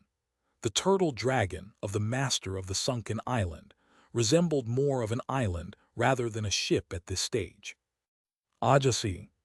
Sensing the danger, Shin Yuseung had her chimera dragon spew out its breath, and when she did, all aquatic creatures hiding below the water's surface rushed out as well. Jaya-u. Monsters screeching out viciously pounced on the battleship's hull. However, the island was simply far too large for them to stop. The loud noises of monsters being crushed could be heard next. The wide expanse of the ocean vibrated heavily, and the tsunami wave rolled out. Hyung, take a step back, hurry. Kim Dokya, disappear to the back already, will ya? My companions surrounded me as if to protect me, and began desperately fighting back. I was aware of why they were doing this, of course, and I also knew what they were scared of too. I only have to erase everything. The 999th turns Yijai was crying out beyond the tidal waves. Everything, it can be made anew. It's nothing at all. Then, Captain will realize it too. He will know that this world can be destroyed at any time, that it's possible that the world we lived in was the real deal. Quack-quack-quack-quack. A huge tsunami crashed in, accompanied by the round of cannon shelling vicious enough to blow up the entire ocean. The wave scale was the largest we had ever seen. If that thing continued on its way, then even if my mother was there, the Korean peninsula was as good as finished. Fable, Demon King of Salvation, has begun its storytelling. Han Soo-young's expression changed for the worse as she shouted out, Kim Dokya, if you do anything stupid, don't worry. I lightly patted her shoulder and stepped forward. The scenes of the scenarios we experienced together flitted in and out of my view. Great Fable, Demon World Spring, has begun its storytelling. Great Fable, Torch that swallowed the myth, has begun its storytelling. Great Fable, Season of Light and Darkness, has begun its storytelling. Every time a new Great Fable was created, I had to risk certain death. I believed that was the only way and thought that was the correct way. Great Fable, Liberator of the Forgotten Ones, is looking at you. The constrictive headband, this shackle that my companions personally placed on me, tightened on my head. When I was earning that Great Fable, I didn't die. I knew very well that this was their intentions. Qualia. The tsunami wave got closer and closer. This power wasn't something even a myth grade could stop. However, Kim Dokya knew a way to deal with this tsunami wave. Back during the last scenario of the original storyline, when Yu Yonghyuk was waging the final war against the outer gods, there was a similar moment to this one. At that time, there was a certain constellation beside Yu Yonghyuk. Constellation, most ancient liberator, is now looking at you. A single myth-grade constellation couldn't deal with the great apocalypse. However, what if there were two? Constellation, Demon King of Salvation, is looking at the most ancient liberator. I would never sacrifice myself ever again. I'd not leave my companions behind. Just like how Yu Yonghyuk didn't want to give up on this life, I shall not give up even until the end. Great Fable, liberator of the forgotten ones, has begun its storytelling. The sole great fable that I possessed that could become the power to fight off against the outer god king. However, I wasn't the one possessing the greatest share of this great fable. Great Sage. I sensed 4 rings connecting with each other inside my head. Mei Haoeng is agreeing to your request. Bai Mon is agreeing to your request. Duzhen Shengfo is agreeing to your request. The overflowing fable began transforming my incarnation body. Great Sage Heaven's Equal is agreeing to your request. My hair grew in an instant and changed to platinum color. The aura of boundless fable flowed like rapid torrents within all of my veins. And then, I felt the fulfilling sensation of the Ruyi Jingu Bang's grip in my hand. The power of 5 Sun Wukongs have incarnated into your incarnation body. The golden-hued status settled on top of my coat. The battlefield of the Tangshan was being recreated above the surrounding ocean. Just as the lightning bolt struck, I heard the familiar voice. Let's go, Macnia. I nodded my head. Episode 91, One Single Fable, One Fin. Chapter 478, One Single Fable 2. Kwaya. The great sage's status enveloping my entire body now concentrated on the Ruyi Jingu Bang, held in my right hand. Just like that day on the Tangshan, when we were fighting against the constellations. If there was one thing different, then I was now using the complete power of that Sun Wukong. Great Fable, liberator of the forgotten ones, has completely permeated in you. I shall open up a path. I swung the Ruyi Jingu Bang, and a huge hole opened up in the center of the tsunami wave. However, it was filled back up in an instant. Yauken tiauken tiauken tiauken tiauken. From the island that the 999th turns Yijai had brought up, the nameless ones began crawling out. Their number was so great that fighting them seemed impossible, but even then, the great sage didn't panic at all. Destroy them. I felt this jolt from the arm raised up in the air, and thick, gloomy clouds suddenly filled up the sky. Somersault clouds carrying thunderbolts rang around within the heavens above. Then, blinding blue rays of light crashed on the ocean. Quaduum. Several strands of lightning smacked into the sea and tore through everything there to carve out a path. These bolts of lightning continued to smash down many more times. What an enormous amount of status that was. This was the power of the one who had reached the last scenario. The great sage, Heaven's Equal, often referred to as the strongest constellation ever was. Gogok gagagagagok. However, there were several creatures that managed to withstand the storm of lightning bolts. They were slightly larger than the previous outer gods. Wikai LL the constel lad ions. End of sta rs draw ws ni r. These outer gods could string along more concise words. These upper-rank creatures traveled through the underwater tunnel and rose up to the ocean's surface. Son of a... Han Suyong next to us cried out. Kugagagugu. The ground beneath the ocean rocked, and lava began boiling up to the surface. Everyone get away. We quickly climbed aboard Yijai-Hai's turtle dragon and rose up to the sky. The hazy surface of the ocean was soon filled up with wiggling creatures. Destruciti on of the Wer Ldli ni is Koming. The outer gods descended to this world while spewing out some ominous-sounding lines. We had encountered a creature like that before during the earlier days of the scenario, on the battlefield of the Dark Castle. The fourth wall is faintly stirring. Perhaps the Devourer of Dream, now acting as a librarian inside the wall, was watching this spectacle as well. How are we supposed to kill those things? Han Suyong gritted her teeth and emitted black flame from both of her hands. Tentacles several kilometers long rose up above the ocean at the same time, causing the tidal waves messily mixed in with magma to rise up even taller than mountain ranges. For some reason, I recalled a certain sentence from the Ways of Survival. The calamity flooding out from the rising island eventually covered up everything on the surface of the planet. If this went on, then the Earth of this world line would end up exactly in that state, too. Great Sage. I borrowed the power of the Great Sage and faced off against the incoming tidal waves. The Rui Jingu Bang grew in size in the blink and began smacking away the nameless ones trying to get closer. I destroyed a building-sized wave and smashed apart a tentacle flying in. However, there was no end in sight. The tidal wave simply grew larger and larger. If I managed to beat back one wave, then the second showed up. When I destroyed that, the third one pounced on us. And at the center of all these waves were the master of the sunken island and other outer god kings. It's not going to be easy this time.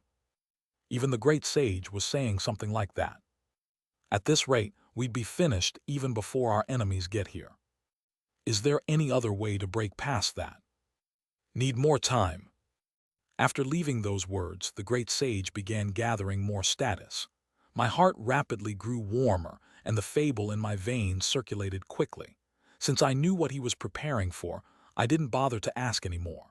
If my thoughts were correct, then he was getting ready to use that skill from the final pages of the Ways of the Survival.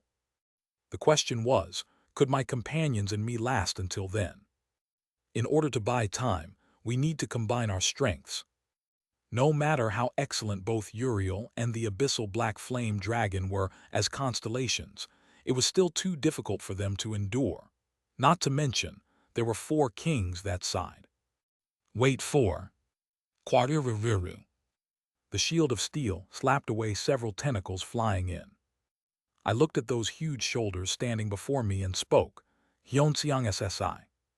The 999th Turnzi Hyonseong looked back at me, half of his expression filled with worry, and the other half confusion. We need your help. Please help us stop the calamity. He quietly stared at me before asking a question. Can you promise me?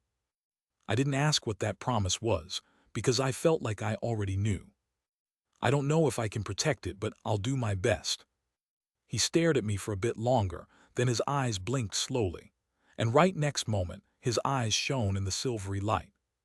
I shall believe in you, fable. Quack-quack-quack-quack. Massive branches of steel sprouted from the sides of our ship. They grew in an instant and became walls on 4 sides. While crashing into the waves and the nameless ones, they continued their rapid expansion. A short while later, a square pathway with an open center was created before our eyes. It was a tunnel created by the advancing walls of steel. Please go ahead. I nodded and began running on the tunnel. How long did we run like that? I spotted a familiar face at the end of the tunnel. Hui1 SSI. Jiang Hui1 was busy swinging her sword in the middle of the nameless ones. Companions and I quickly crossed the tunnel and aided her. I'm sorry I couldn't break past them. She bit her lower lip and muttered out in bitterness. Her voice was thick with despair. She couldn't even get near the 999th turn, Uriel, and ended up too preoccupied with cutting down these nameless ones, pouncing on her from the sky. Jayehehe. The steel walls shook heavily while emitting crunching noises. Outer gods were frantically pouncing on them as if they'd devour us in an instant. If we took just one step outside these walls, then they'd really rip us apart like piranhas, that's for sure. Crunch crunch. The sounds of the nameless ones, gnawing on the metal walls, could be heard next. Danger! And then the nameless ones rushed towards us from the exit of the tunnel. They pounced on us like rabid dogs, their slobbering tongues wildly wagging. Alia. In the next second, though, something akin to bright light fell from the sky and sliced apart every single one of them before our eyes. Someone had carved up the tunnel we were standing in from the outside. We were treated to the site of the Great Apocalypse's battlefield, outside the sliced-open tunnel. The dead, nameless ones created huge islands of corpses. While looking at this horrible sight of forgotten fables dying meaningless deaths, the children began retching uncontrollably. I too became speechless and looked at this battlefield. Someone murmured in a tearful voice, "Just why to go this far?" This was the Great Apocalypse. The scenario that Yu Yonghyuk from the original storyline had to fight through. And even now, that very Yu Yonghyuk was fighting against the Outer God Kings in the middle of this great battlefield. Boom! There seemed to be flashes of light on one side of the empty sky, only for an echo of explosion noise to reverberate all the way to the other side. Some things moved with speed that my eyes could barely chase after. The ones that sliced apart the tunnel we stood in were engaged in a bitter battle. I even forgot that we were in a battlefield and was lost in that scene for a little while. Great Fable, Delusional Design, is loudly yapping on. Great Fable, Hellscape of Eternity, is continuing on with its storytelling. The strongest beings from the Forgotten World line were busy competing with the Fables.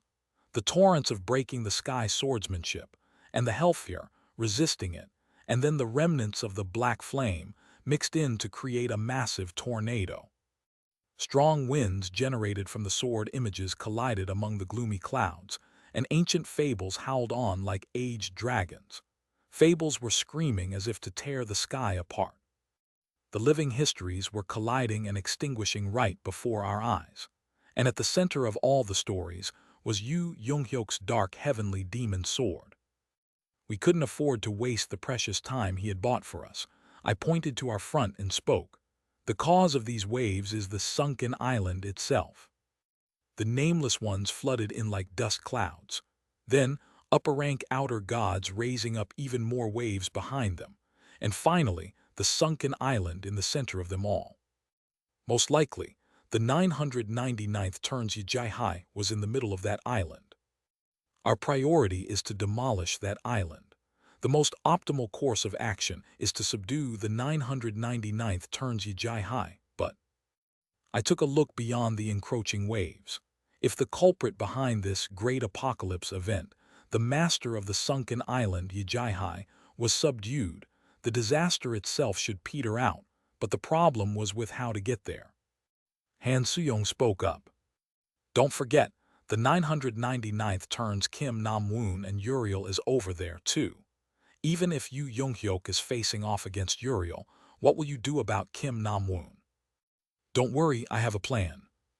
Even now, we were at a disadvantage in our combat strength.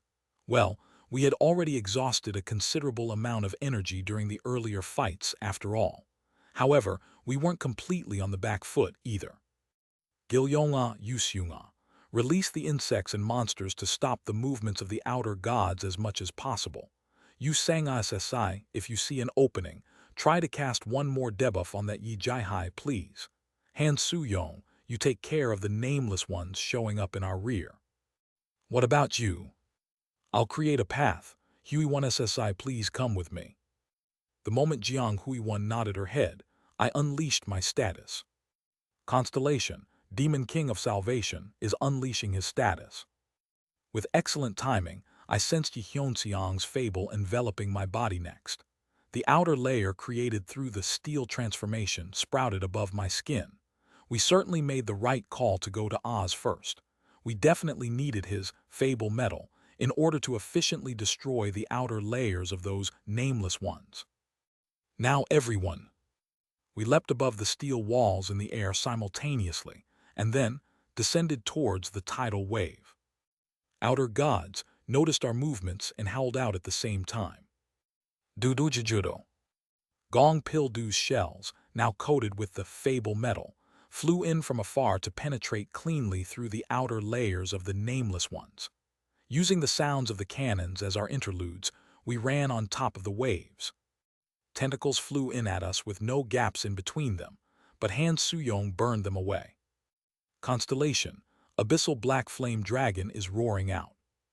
The black flame's fires caused the outer gods to scream in pain.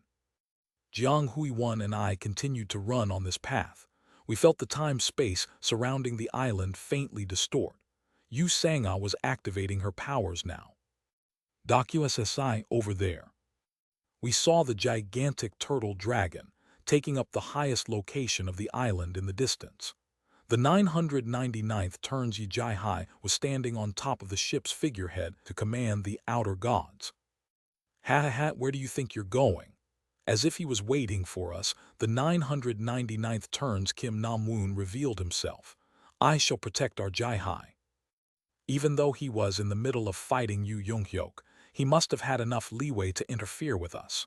Maybe Yu Young-hyuk was in some kind of danger right now. I gave the signal to Jiang Hui-won. Don't worry about me and go help Yu Young-hyuk first. I'm sure he's slowly reaching his limit by now. Don't get killed, understand? Jiang Hui-won spread open her wings and disappeared in order to aid Yu Young-hyuk. Isn't that so sweet? But don't you worry, I'll send both of you away in an instant. Kim Nam-woon's figure seemed to melt. His shadow split apart into hundreds and countless figures leapt out from them. Kim Dak-ya thought to himself, he couldn't dodge this. Hundreds, no, thousands of daggers were unilaterally aiming for my body. They moved as if they were alive. The peak of knife fighting Kim Nam-woon had comprehended was permeating within each and every one of those blade tips, and each attack was strong enough to leave a fatal wound. Even then, I quietly smiled. When I met you for the first time, you also wielded your knife at me. But it's my first time meeting you. Kim Nam-woon, aren't you curious how you of this world died? One of Kim Nam-woon's clones frowned after hearing me. Who cares how that weakling got killed? I used the Rui Jingu Bang to deflect the incoming daggers. A few of them still managed to leave behind deep cuts on my thigh and shoulder, but thankfully, Yi Hyun-seong's Fable Metal defended against the attacks in my stead. Unfortunately, even his forged steel began developing cracks at the vicious barrage of attacks raining down. As if to fully recreate a certain memory, I started evading the incoming attacks. Waist right side. Right eye. Left thigh. Su-chut-chut-chut. Faint sparks danced about. I took a step back after getting hit by 2 more daggers. You were trash in this world line. A thug who killed a powerless old man just to clear the first scenario. That's what the first scenario was about anyway. I ain't curious about such shit. You wielded the dagger just like now, until you ended up on your knees begging for your life like a pathetic loser, and then died miserably after your head exploded. For the first time ever, his movement came to a stop. His previous mischievous expression was nowhere to be found, only his glare aimed at me remaining. Aren't you curious about who killed you like that? The dagger was now aiming for my left eye. Oh, the sword forged to cut down the sleeping giants. Descend to this place now. Quiet. Everything before my eyes seemed to wane as the massive storm of aftermath raged on. A steel giant was summoned through the dimensions, and it now stood there imposingly. The greatest fable weapon in Tartarus, Pluto. A bright voice belonging to Kim Nam-woon came out from its cockpit. Hat, hey, grasshopper man, been a while. However, I couldn't smile back to him, because what I was about to do should prove to be very inhumane to this guy. And gee, what's this? Kim Nam-woon discovered something small floating before his nose and tilted his head. Almost at the same time, the other Kim Nam-woon muttered in sheer dumbfoundedness. A giant robot. Yuak. Su-cha-cha-cha-cha. Same existences from different world lines have met for the first time. The 999th turn's Kim Nam-woon didn't possess a fable of fighting against me. However, what about now? Disconnected film theory is activating. Memories were connecting. As the two existences from different world lines met each other, the unconnected fable momentarily would become one. The 999th turn's Kim Nam-woon, the monarch of the great abyss, glared at me with his brows arched up high. It seemed that he had realized everything. You. That's right, the one who killed you in this world line is. The surrounding time and space transformed into that of the subway from the first scenario, to the place where I killed Kim Nam-woon. I grinned and continued on. Stage transformation is activating. It was none other than me. Episode 91, One Single Fable 2 Fin. Chapter 479, Episode 91, One Single Fable 3. Fable Master of Steel has begun its storytelling. The walls of steel created by 999th turns Yi Hyunseong blanketed the surroundings and expanded rapidly. This power was strong enough to even defend the entire planet when deployed within Oz. Quack. The expanding steel intertwined with the stage transformation and began creating the partitions of the subway. This stage was utterly familiar to me. Even now, just by closing my eyes, I'd be able to vividly recall this cabin from the first scenario. A myth-grade constellation state has been generated. Tsujujujut. Now originally, stage transformation was quite similar to augmented reality. In other words, the surrounding topography wouldn't change simply because it had been transformed into a stage. However, the case this time was slightly different. Starstream is paying close attention to your stage. The absolute majority of constellations are watching the stage. Great Docubus are jealous of your stage. Due to the large number of gazes, the stage grade of the stage transformation is increasing. Starstream's probability was directly linked to the number of gazes watching on. A scenario that a large number of beings watched was able to generate a powerful fable, and a stage watched by many could generate sizable impact in return. The anticipation carried within those countless gazes could shift the probability. In other words, on that day, the demon of delusions and the demon king of salvation met for the first time in that place. And the shifting probability could sometimes turn fake into reality. Due to the effects of the disconnected film theory, the materialization of the stage transformation is incomplete. Within the applicable stage, the characters Kim Nam-woon and the Monarch of the Great Abyss will be treated as the same individual. The Monarch of the Great Abyss's stage compatibility is 87.351%. The possibility of a sudden end exists. The fake becoming real on stage could only occur for a brief period of time. While everyone was focusing here, before the mysteriousness of this stage came undone, I had to finish everything. I unhesitantly approached Kim Nam-woon. I didn't sense myself growing any stronger from the effects of the stage transformation. However, I was filled with confidence instead, the kind that a wolf might feel when hunting down a rabbit. What kind of dogshit is this? The enraged 999th turns Kim Nam-woon pounced on me. Since he was under the influence of the stage transformation, his mobility had become quite sluggish, as if he was that Kim Nam-woon from the first scenario whose average stat points didn't even reach 10. The problem was, my own body was no different from back then during the first scenario too. Swish. I lowered my head and dodged the dagger. I was reading the direction of his attacks through the Omniscient reader's viewpoint, so evading him wasn't that difficult. The rules of the first scenario will apply to the applicable stage. Incarnation bodies within the stage will grow stronger by killing another life. Memories continued to resurface. Right, we fought like this back in the first scenario. Just for the sake of 100 coins as our survival fee, people had to die. Just for those 100 coins, people killed each other. We managed to survive such a world. Many constellations are recalling their first scenarios. The 999th turns Kim Nam-woon pressed down on his temples as if he was suffering from migraine, then began cackling at me. Haha, so this is how you want to play it. Quite interesting. But you don't look like you're enjoying yourself at all. His glare was filled with the prickly killing intent. The Monarch of the Great Abysses, stage compatibility has decreased slightly. Even if the effects of the stage transformation was absolute, this particular stage was recreated through a simple trick.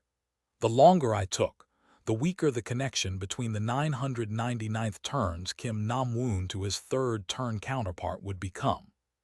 What the hell, Grasshopper Man, what's going on here? What's happening? The third turns Kim Nam-woon raised himself up in the corner. He had been altered into a small toy robot due to the effects of the stage transformation. He awkwardly clung onto my leg. The 999th turns Kim Nam-woon saw this scene and muttered out, "How disappointing. To think that I'd get killed by a bastard like him and end up as a trashcan robot. What the hell are you talking about? You wanna die, buddy? Hey, grasshopper man, kill that son of a bitch. If there is no killing taking place in the next 5 minutes, all incarnation bodies within the cabin will be exterminated. This would be my first time seeing the stage transformation, imposing such a strict restriction. Wasn't this almost at the level of an actual main scenario? Die. The dagger sliced the air and flew right in. I used the surrounding objects to dodge the attacks. The movements of my body might have become dull, but I was not the same Kim Dokya as I used to be back then. Kim Nam-woon's attacks scratched the subway's steel doors and floors. The power behind each of his thudding attacks was gradually getting stronger. The aura of chaos was faintly swirling around him. The effects of the stage transformation on him was already declining. The odds of victory would tilt towards his favor if this continued on. However, the 999th turn's Kim Nam-woon seemed to be getting more and more anxious instead. Character Monarch of the Great Abyss is getting agitated. Character Monarch of the Great Abyss is urgently surveying his surroundings. Why was this? Why did his complexion look so poor? I took a closer look to find his cheeks and neck soaked in cold sweat. Character Monarch of the Great Abyss detests this space. You rat-like bastard. A portion of constellations are suspicious of the outer god king status. A small number of constellations are scorning the small fry-like utterance. The movements of the 999th turn's Kim Nam-woon were getting simpler perhaps due to his increasing anxiety. If there is no killing taking place in the next 3 minutes, all incarnation bodies within the cabin will be exterminated. 3 minutes remained. Dokya SSI, what's going on here? And that was when I heard a certain voice. Kim Nam-woon and I both turned our heads in the direction of where that voice came from. And immediately, chills ran down on my spine. There was another who bore witness to their fight in that place. I had forgotten about it. The most righteous person in the carriage number 3807 on that day. That I and Kim Nam-woon weren't the only people riding in that subway that day. Kim Nam-woon exploded in the fit of maddened laughter, abandoned me, and rushed towards Yu Sang-ah. Perhaps due to the effects of the stage transformation, she was now kitted out in the uncomfortable outfit she had on during the first scenario. He closed the distance in an instant, and his dagger was swung towards her. As the blade scythed the air with a sharp swish. Slice. Sliced strands of hair danced in the air. Yu Sang-ah and her hardened expression were using agile movements to evade Kim Nam-woon's attacks. As a matter of fact, she was far more agile than I was. Not bad. Character Monarch of the Great Abyss has received the effects of blackening. However, his movements should grow faster and faster with passing time. On that day, the demon of delusions came to understand his new world. The effects of the stage transformation was getting stronger. That a new set of rules was needed in a brand new world. I could see Yu Sang-ah's complexion getting paler and paler. There was no time, I needed to find a way, somehow Hyung. A small hand tugged at my clothes. If that boy didn't catch any insects that day. Yi Gil-yong was also here, with a babyish face of a young boy. He looked exactly like how I remembered during the first scenario. The boy in despair after losing his parent was extending his palm out with a determined expression. Constellation, ruler of the deepest pit, is laughing ominously. Several bright yellow grasshoppers rested on the boy's palm. Thanks. I grabbed the grasshoppers and started running. The insects were then crushed along with crunching noises. You killed a life form. Your incarnation body has been strengthened due to the effects of the stage transformation. You killed a life form. Your incarnation body has been strengthened due to the effects of the stage transformation. My physical strength increased explosively as I ran inside the cabin. The back of Kim Nam-woon's head, currently cackling away like a madman, was now right before my nose. Die. I simply grabbed the nape of his neck and slammed the bastard down on the subway's floor. His legs trembled like an insect being crushed. "You son of a..." He swiftly jumped out from my grasp and swung his dagger in my direction. I didn't bother to dodge that. Kagagagagak. Because there was no need to. The knife continued to leave behind scratches. Although blood did trickle down, the blade failed to gouge out the flesh beneath the skin. The final scenes of the first scenario flitted past my view as if it was overlapping with reality. Kim Nam-woon's attacks continued to get faster, but he failed to break past Yi Hyun-seong's strengthened steel transformation. Just what the hell is this? The 999th turn's Kim Nam-woon spat out expletives and wielded his dagger. However, no matter how many times he swung it, there was no use. Because the end of this stage was already set in stone. Looks like you only have 2 minutes remaining. Kim Nam-woon and his distorted expression swung his dagger indiscriminately. Only his poor blade ended up breaking, however, and it fell to the ground. 1 minute 30 seconds, then 1 minute 20. As time continued to tick down, Kim Nam-woon's figure slowly crumbled to the ground. It wasn't because he simply lost all his strength. What attacked him was a sin far more fundamental in nature. The foundational fable of Kim Nam-woon, the demon of delusion. The surrounding space began distorting. The pool of blood was now spreading on the once empty floor of the cabin. It was not the blood we had shed. There's just no way. The shivering 999th turn's Kim Nam-woon plopped down on the spot. Great fable, delusional design is losing control. Right here in this place was where his fable, delusional design had germinated. Kim Nam-woon relied on abnormal adaptability to forge a new world he had to live in. But what about the version of him who had witnessed the end of that world? What kind of meaning did that world hold for him? See crap like this, whoa. Corpses on the floor were glaring at us, their eyes wide open. Those that I failed to protect, those with their heads missing or their hearts pierced through. Those dying while vomiting blood were now looking at us. Kim Nam-woon's face shook hard as if he was having a seizure. It was an expression that didn't suit him. Are you feeling the guilt after having come this far? The 999th turn's Kim Nam-woon trembled and looked up at me, his lips bobbing up and down. You're right, I'm trash, so what? Kim Nam-woon from the initial regression turns would have definitely said that. However, even such a guy had said something different during the 999th turn. I've been thinking about this sometimes. Maybe I should have been the one to die that day. Captain, you also think that way, don't you? The psychopath Kim Nam-woon, the demon of delusion. Even after I finished reading the entirety of the original novel, my opinion on that guy hadn't changed. Exclusive skill, reading comprehension, is activating.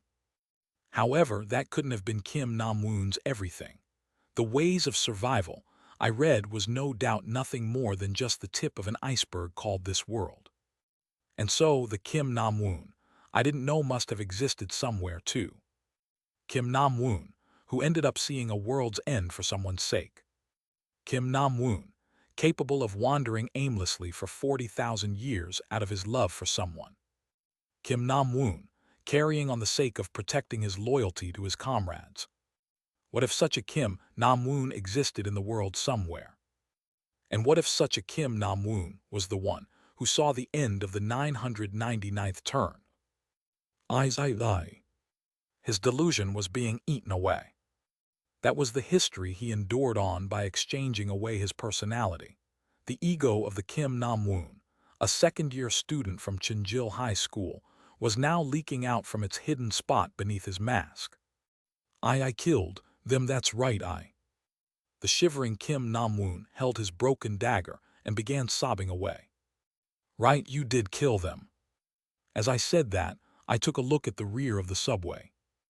I saw Yi Hyun-seong's steel tunnel, now merged with the stage transformation, and this near-endless tunnel was overflowing with corpses.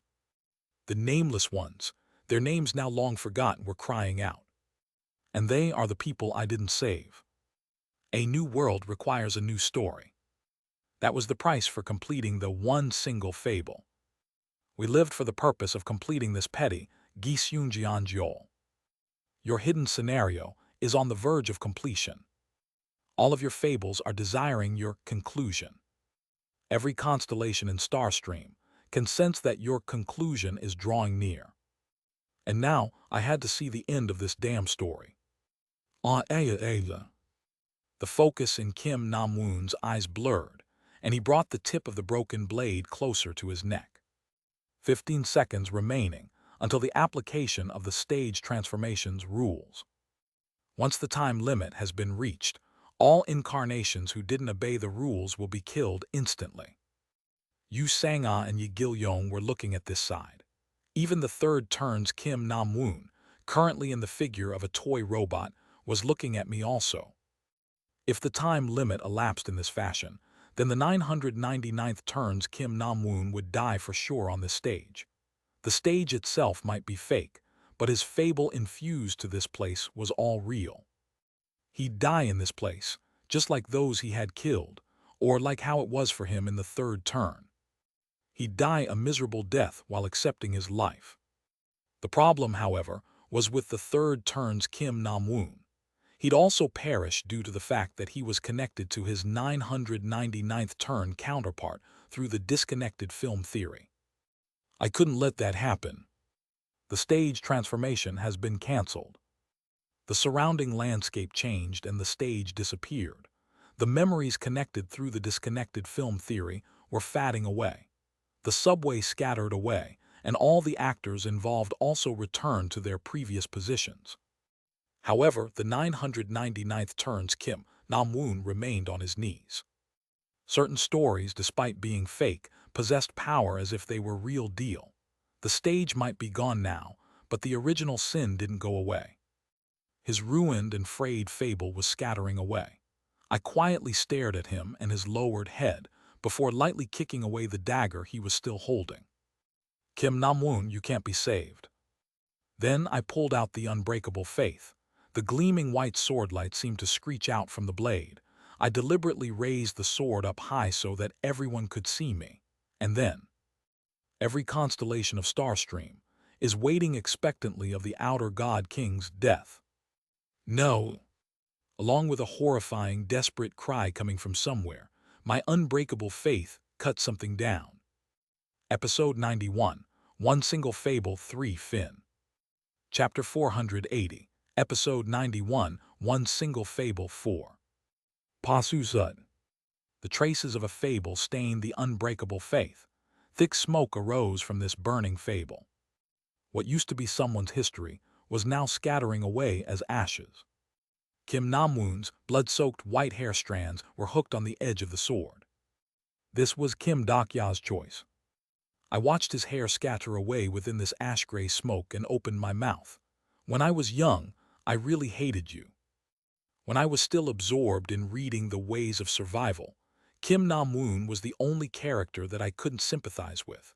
If every person appearing in that novel was my Hyung, my father, my Dongsing, and my Nuna, then the character Kim Nam-woon was the cautionary tale for me. Your so-called justice had no dignity, and your killings were indiscriminate. The 18-year-old boy adapted to this abnormal world faster than anyone else. He was the incarnation who wielded his knife with reckless abandon and sheer arrogance while throwing himself fully to the darkness, unhesitantly carrying out acts of evil while spewing out one corny line after another. Such traits were so vividly drawn out, and my younger self could unabashedly hate this guy as a result. The evil fashioned just so that one could hate and detest it without holding back. That was Kim Nam-woon. You are a villain. It's the same story back then and even now. I muttered out as if I was talking to myself. Fables staining the blade dripped down like blood. Kim Dak-ya, now an adult, was looking at Kim Nam-woon once more. Just like how the characters from The Ways of Survival changed inside the scenarios, the person reading that story, me, also changed too. I was now old enough to figure out why he had to become a villain. Perhaps it was Kim Dokya's fault that Kim Nam-woon had to become a villain. Because I read the ways of survival back then. Because I offered my opinions to the author, and just like how constellations would do, I evaluated and judged him. Dear Author Nim, does Kim Nam-woon have to become the comrade again this time? Because I believed that he was merely a character the author had created, not a living, breathing person. When I thought about it, the reason why I hated Kim Nam-woon was pretty simple in nature. Yoo Jung-hyuk always took you in as his comrade. Out of everyone from the ways of survival, Kim Nam-woon most closely resembled me. Even though he knew that you are an evil bastard, even though he knew that you did evil things, even then he took you in. If I was him, how would I have turned out? Chunjil High School second year Kim Nam-woon. A regular high school student living under the stress of the studying and at odds with his parents. What would happen if such a high schooler was thrust all alone in an extreme environment where he couldn't survive without taking the life of another, and no one was there to protect him? At first, I thought that Yoo Jung-hyuk was thinking of practical benefits, because you as an incarnation held a high potential, that's why. But when I thought some more about it, there were other people with just as much potential as you. Even then, Yoo Jung-hyuk always accepted you as his comrade every single regression turn. If it was me, would I have been able to make a different choice?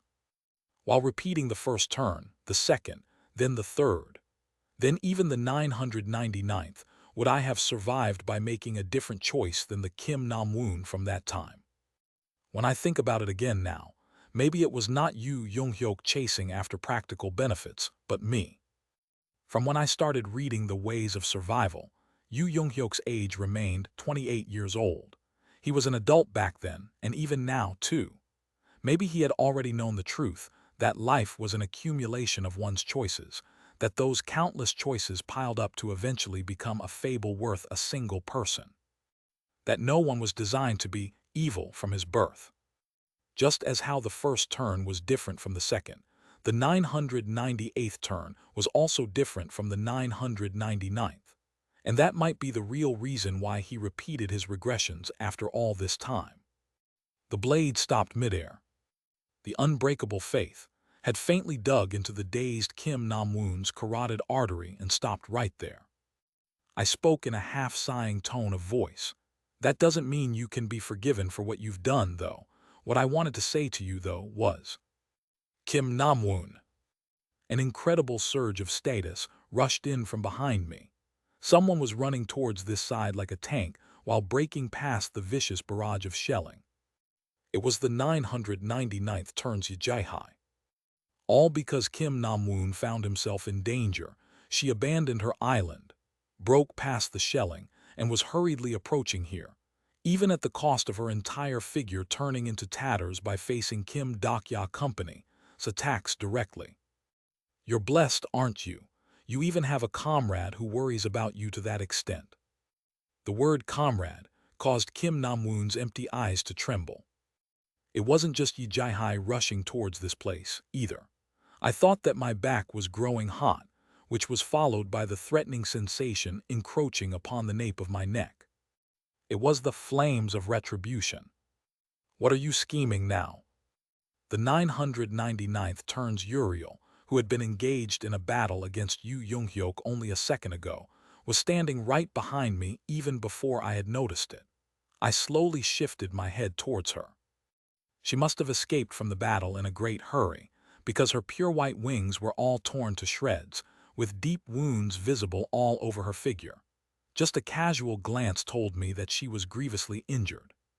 She had disregarded all of her resentment and hatred, even her desire to win, and chose to fly over here all because of the danger to Kim Nam-woon's life. There were some things that wouldn't change even after becoming an outer god. Comrades willing to risk their lives for the sake of just one person. Because they were such people, they got to see the end of the 999th turn without Yoo Jung-hyuk's presence. My scheme, is it? That's what I want to ask you. Along with a soft landing noise, Yoo Jung-hyuk appeared behind the 999th turn, Uriel. His dark heavenly demon sword was aiming at her neck. The emotions in his eyes were clearly complicated. His expression seemed to be criticizing me, but at the same time also sympathizing with my choice, too. Maybe it was both. His eyes seemed to imply that, now that things had turned out this way, I should do what I wanted here. I was going to do that without someone giving me his permission, anyway. You and other outer god kings could have easily destroyed Earth if you really wanted to. My words caused the eyes of the 999th turn, Uriel, to faintly tremble.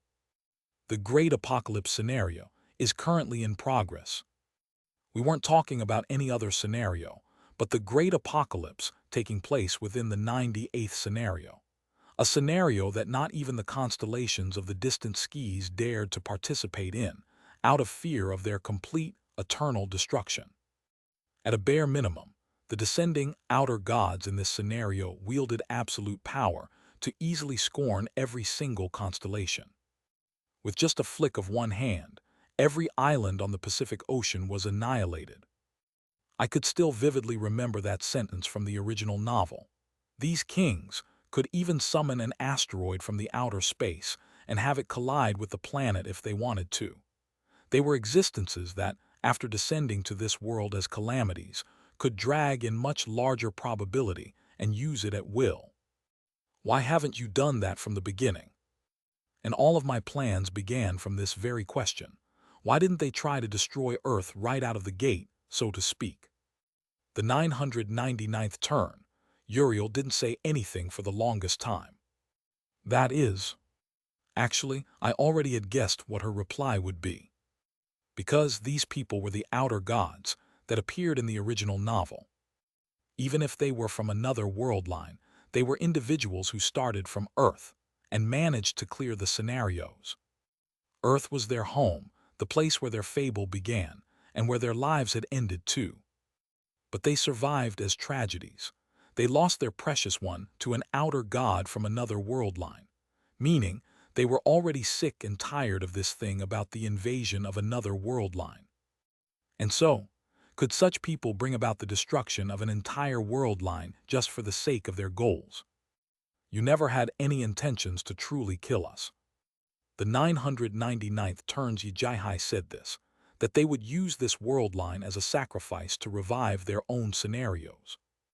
However, was that the truth? She was already full of mistrust towards Starstream. So could she really have believed in the promise with the great Dakibus word for word and acted like this? And with the 999th turn, Uriel really agreed to go along with that. From the very beginning, all of you weren't capable of doing that. This fight was your loss from the very start. That was the answer I had arrived at. The absolute majority of the constellations are greatly shocked by your judgment. The way to protect our regression turn, without denying the 999th turn.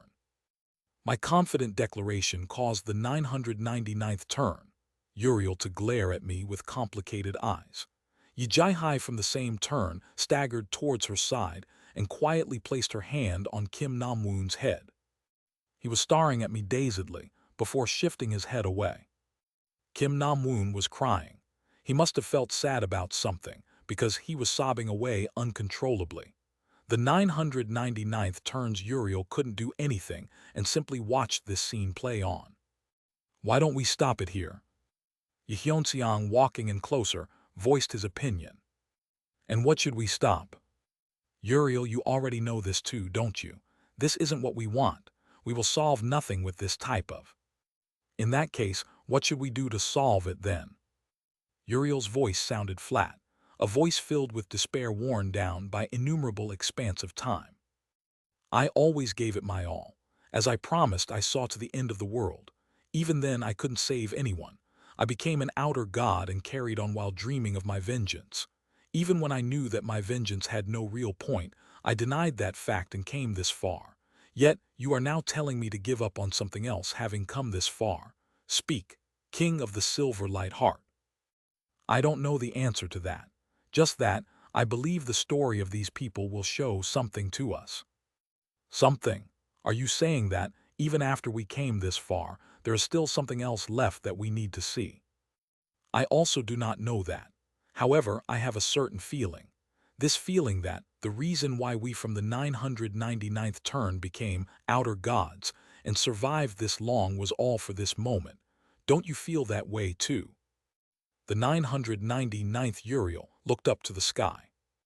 The heavens were crying. Stars up there were thoughtlessly blinking away. Starstream is urging for the conclusion of the fable it had waited for the longest time. I looked around to discover our companions had already arrived here. Han Suyong, Yusanga, Jiang Hui Wan, Yijaihai, Shin Yuseung, Yigilyon. They encircled the outer gods as if to surround them and waited for my signal while remaining ready to take action at any second. The 999th turn, Uriel asked out aloud. Why is it possible for these people but not us? The flames of the retribution, burning viciously, cried out too. Why did we fail? It was then someone dared to open his mouth. Why do you think that you have failed? It was you, Yonghyuk. He asked while his dark heavenly demon sword was still trained on Uriel's neck. Is the conclusion you didn't want to see a failure of an ending? Perhaps surprisingly, I knew exactly who those words belonged to. Even if the end of this world is a tragedy, do not think that you have all failed. That was what the 999th turns you, Yonghyuk told his companions just before his death. The 999th turn, Uriel shuddered. Among her boundless frustration, the faintest trace of joy leaked out. She walked closer to him while speaking in a trembling voice. Are you really the Yu Yonghyuk that I know? Yu Yonghyuk didn't reply to her. I wish to speak to him. Please call him to the surface. Even if it's just once, I wish to meet him again. I want to ask him. And I. The 999th turn. Uriel held onto his hand as if to plead with him. By now, she too must have felt it, that inside this Yu Yonghyuk was the 999th turn's version of him that she fell in love with. Actually, I did ask the secretive plotter to summon out the 999th turn's Yu Yonghyuk while I was busy cooking up this plan earlier. What these outer god kings were relying on was that version of Yu Yonghyuk. So I thought that I might be able to persuade these people if I managed to get his help. I'm sorry, but that's impossible. However, the secretive plotter refused my request, just like how the current Yu Yonghyuk was saying his piece. What will you do after that guy has been summoned here? That is, if he tells you to surrender, will you do exactly that? If he tells you to listen to our demands, then are you going to follow his orders again? The complexion of the 999th turn's Uriel grew paler and paler with every word spoken. I wanted to tell him that was enough. Too bad he didn't stop there. His words poured out like merciless sword strikes, and from a certain point on, I realized something else. What refused my request was neither Yu Yonghyuk nor the secretive plotter. 999th turn, Yu Yonghyuk is keeping his silence. It was 999th turn's Yu Yonghyuk himself who refused to show up. In that moment, a belated realization washed over me. So much time has passed by already, yet you still can't decide on anything without his presence. Only now did it feel like I could understand everything, like on why he refused to heed my request. Like why the 999th turn's Yu Yonghyuk chose not to appear before his companions. The 999th turn story was completed through Yu Yonghyuk's absence. His companions lived on for the purposes of reviving him, to meet him again, and to avenge his death. They endured while using those goals as the reason for their lives. In that case, what would happen to their lives after their reason no longer existed? Foams created by the waves rolled over our feet. The great ocean was sinking. This sea seemed so unfamiliar, like foreigners drifting in from a very distant place. And in the center of this ocean, the outer gods forming an island held their breaths and stared at their kings. And one of those kings was saying her piece. So that's how it was. Like a ship that finally discovered its destination, after roaming the endless, boundless ocean for an innumerable period of time. So that is what you wanted, Yu Yonghyuk. The shuddering of the 999th turns Uriel slowly came to a stop. Episode 91, One Single Fable 4, Finn.